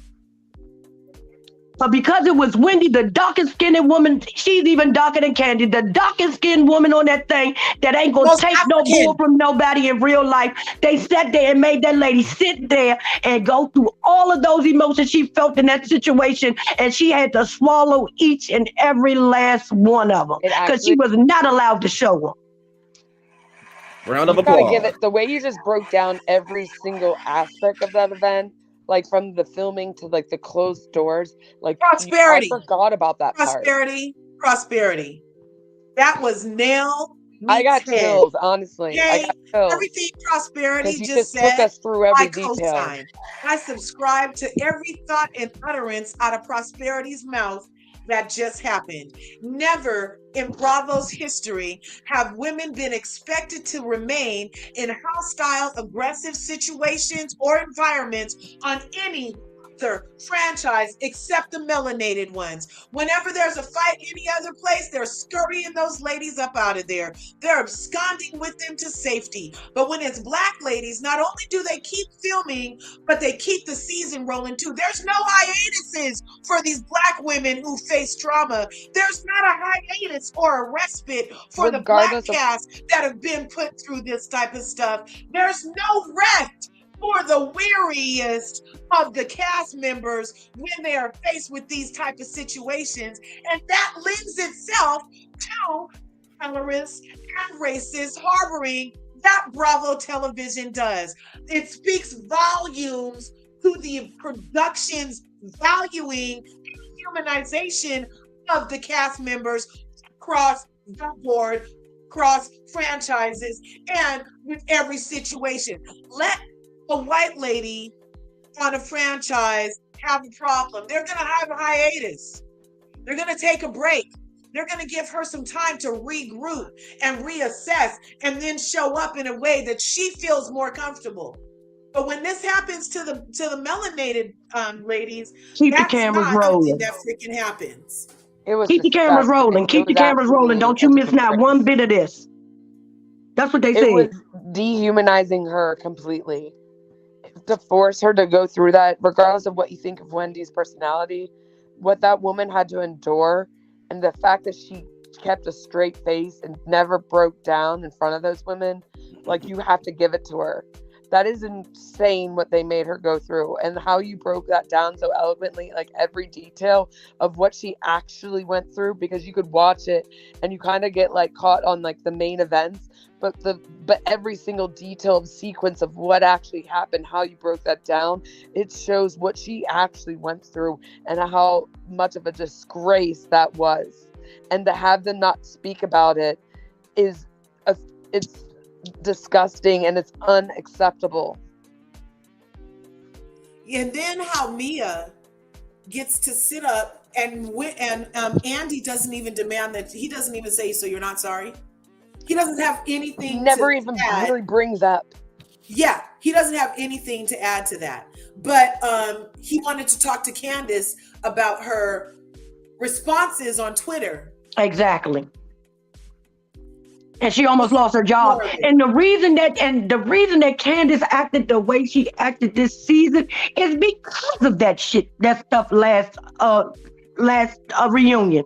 Candace sat there and held her composure in every situation that Candace would have normally went off in. When Giselle said that stuff about her husband, now we all know that is not Candace's get up, walk away, not tell that lady about her neck, her back, her thick skin, and every daggone thing else. What did she do?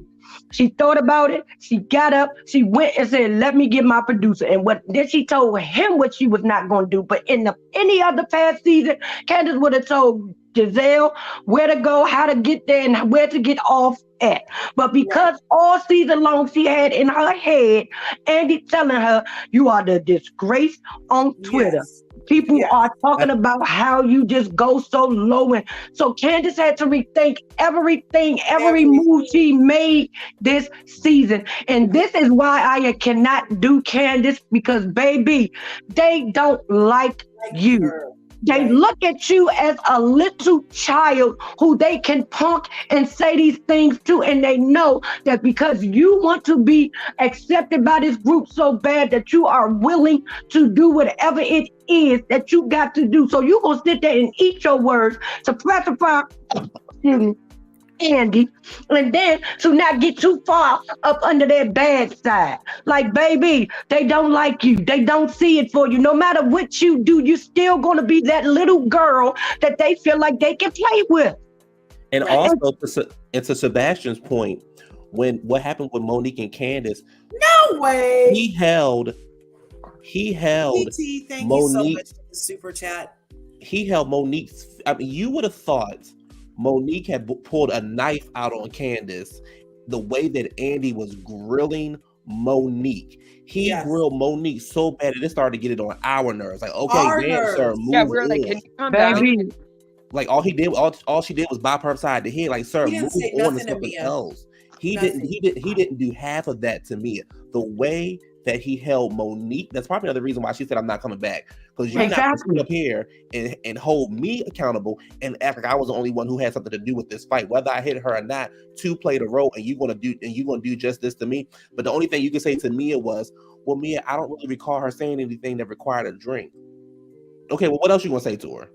Right. and I also need Candace to realize, baby, them women did not choose didn't choose you over Monique.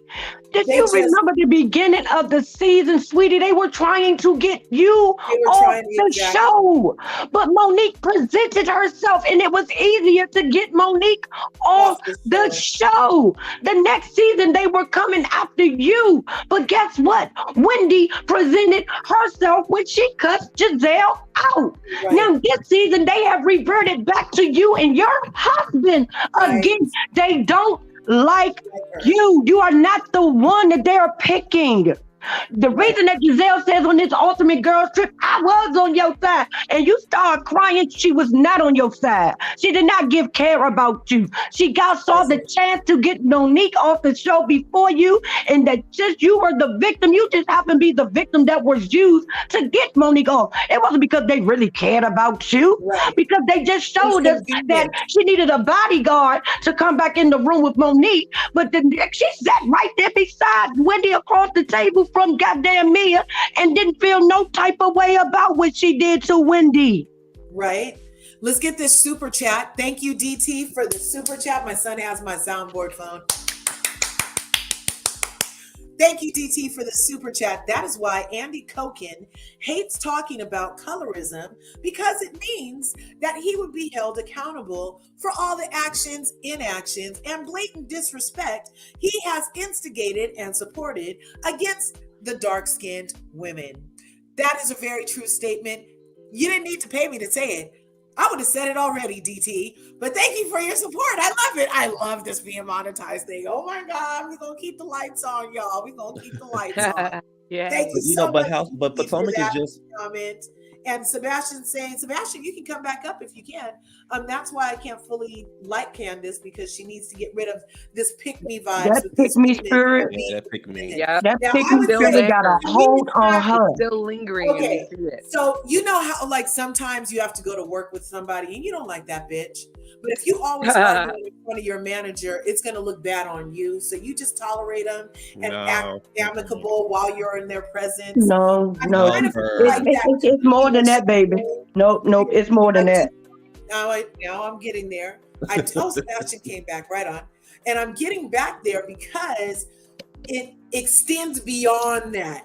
There's a tolerate you, but she was sitting up here this episode right here, this one right here, saying, well, but Robin was my friend, even after Robin was still on co-signing for Giselle. Exactly. That's why I can't like Candace. I'm trying to. Ties. Yes. I know. But you know what? It's season, different. It's This different though, season, Curves, I was because almost becoming a Candace convert. it's But different due though, to the because fact too. I when you work almost with somebody, Same. when you work with somebody, they Sebastian, can't. wait. Sebastian was in the middle of a thought. Oh, sorry. this season, I almost became a Candace convert. But due to the fact of her constantly being the pick me, riding along the coattails of Giselle and Robin, I can't. I really can't.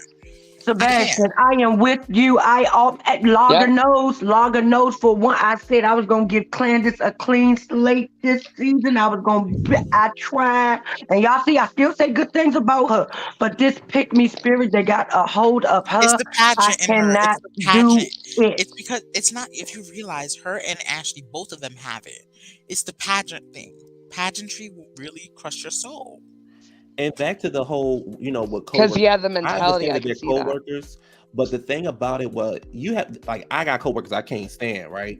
But they're not coming after my relationship. They're not coming after my Your my this and that. family. But when you come after that, all bets are off. We can't sit in the same meetings and think I ain't gonna say something to your ass. Think I'm not gonna drag you to hell. And not. On the same couch. Right, That's and let real alone the talk. same That couch. is So the problem definitely that I real had with talk. Candace this season You're like was, literally trying to destroy my life, and I'm gonna sit there? Yeah, Absolutely not. yeah. yeah, and the problem that I had with Candace this season was, yes, we know you're growing. Yes, we know that you're trying to do this and be a better person. You got a career that you're trying to start off. Okay, blah, blah, great. Giselle, we're gonna forget about Robin for a second. Giselle was the main one who put a plot out to she set up something. She set up a scheme that Todd had something to do with. No, Todd is tired. Todd said he ain't got nothing to do with none of this stuff no more. She put that up, and you still wanted to be around her. You still wanted to go to the club with her. You still wanted to film with her. You still wanted to Went invite on her to this ultimate place girls trip with her as to a do best friend. to do this and to do that. And then when you get on the couch, yeah, you saying this about her, you saying that about her, but you're not going in the way that you need to go. And she could have destroyed your marriage. Right. And It then just shows how Robin, skillful she is at gaslighting Giselle. and then your big brother Robin that you look up to, because you was beefing with Giselle, you decided to pull out a speaker. Who carries a speaker in their purse? First of all, you That decided big ass speaker anyway. and only talk about the negative. You didn't say, now I said a whole bunch of positive stuff about you, and you only brought up the negative. But these are the people that you look up to, and these are people you want to be cool with. Giselle and Robin are not the popular girls. Be cool with a Karen. Be cool with a Wendy. You're trying to be cool with the group of people that we don't want on the show no more. Right. Exactly. You are calling for the wrong people. Don't hit your wagons to dead horses. You haven't heard anybody say, but she's killing herself softly. You haven't heard anybody say get rid of Wendy, get rid of Karen. You haven't anybody. People can feel the way they feel about Karen, but nobody said that. Giselle's comment right here. Candace knows that Andy in production like Giselle, so could that be part of why? But just because Andy but here's the thing though, when we look at all housewives, when we look at all the housewives, Andy has his favorites. That don't mean nothing to the other girls for getting up off their asses. They still get up on them. For the longest time, Nene was Andy's favorite. That didn't stop Kenya. That didn't stop Candy. That didn't stop Sheree. That didn't stop Kim from liking Nene's ass up when they needed to. So the thing is, whether or not, just like Jackie is Andy's favorite. That didn't stop Mariah from saying something to Jackie. So just because you're the favorite, that don't mean anything. I'm still gonna say something, because at the end of the day, when the show is done and over with, you have put accusations out about my husband. Exactly. And you can't even come up with a good enough lie for the audience to even say, well, damn, maybe Chris did do something. Knowing the consequences of what you're even saying that or suggesting that on national TV would do. And I don't even like Chris. Me neither. And the sad part is, but we got to rally for the right. Giselle was dead ass wrong, and for that reason alone, I couldn't ask for Giselle no more. It would have took everything for me not to jump on her ass. Simple as that. Can we talk about this Giselle Chris thing? Cause she ain't do nothing. I know. How do you say that this man asked you to go into your room, okay? But not one time did you think before you went to your room, before you fucking why did you not suggest another place? Did you not say, can we go to the bar? Let's go to the bar. Let's go to Robin's room. Let's go to the room with your wife. But then, okay, then you continue to walk with him. They could have even stood in that room in a corner. Thank you. You could have stood in the hallway. Right. Yeah, you but we still go. But let's keep going with her. He asked to go to the room. Okay, he asked. But my thing is, if you walked in your room, because you said you walked in the room and he closed the door behind you. First of all, we all know that if you go to a hotel room, baby, the doors in these hotel rooms are so heavy, you don't close the door. The door closed by itself. Regardless, unless you put that damn thing down, that door stopper down, the door is going to close, right? But you walked in the room first. You saw that no one was in the room. So why did you not then walk back to the door and say, you know what? There's nobody in here. I thought my people was in here, but they're no longer here. Why not back out the room and say, no, we can't do this. Because if it looks bad for you to come out of a room with a married man, I'm pretty sure it looked bad for you to go in the room with a married man, because she's never said it looked bad for her to go in a room with a married man. She said it looked bad coming out of the room. Then you say when y'all get in the room, you don't remember anything he said. He was complaining about Candace, but we all know that's a lie, because he was not mad at Candace. He was mad about what was happening to Candace on the stage. So he was not going to his room to complain about his wife to you. He was complaining about what happened with his wife on that stage. And then he also tried to get you, because Robin said this, he tried to get you, Robin, and his wife together to do lunch or something, because y'all had started this little bickering amongst y'all, and he did not like what's happening. Right. So where in this does this man try to make you a sneaky link? Nobody. And then if this man made you so comfortable, you waited 6 months to say something when there were no cameras, there was not a problem. When there were cameras, that's when the problem started. But we saw on the first episode of this show that you almost fell out of your chair to hug this man that made you feel uncomfortable. Hey, sir, you look nice. You look good in that pink. Nice to see you. How you doing? You talk about this man's brown penis more than his wife talks about his penis. But you want us to think that he wanted you to be a sneaky link. No, baby. Was you in the room rubbing your leg against his leg? Because I'm starting to believe that you want him to make you a sneaky link, but he wasn't on that time the same way that she felt rejected. Yeah.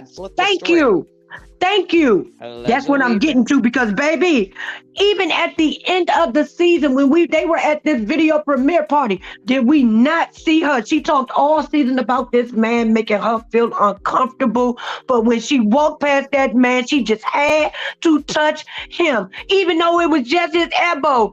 Why are you reaching out to still touch this man if this man made you feel so bad and so uncomfortable? It's not because he made you feel uncomfortable. What made you feel uncomfortable is you're Giselle Bryant, the light-skinned, the Vanessa Williams supposed lookalike. You are supposed to be this chick that every man wants and many men have tried to do something with, baby. But also, aren't you the same woman? Now all of a sudden you feel uncomfortable in the room with a married man when you was the same sad woman that took the preacher, the pastor of a church, from his wife and fought that lady in the parking lot of the church.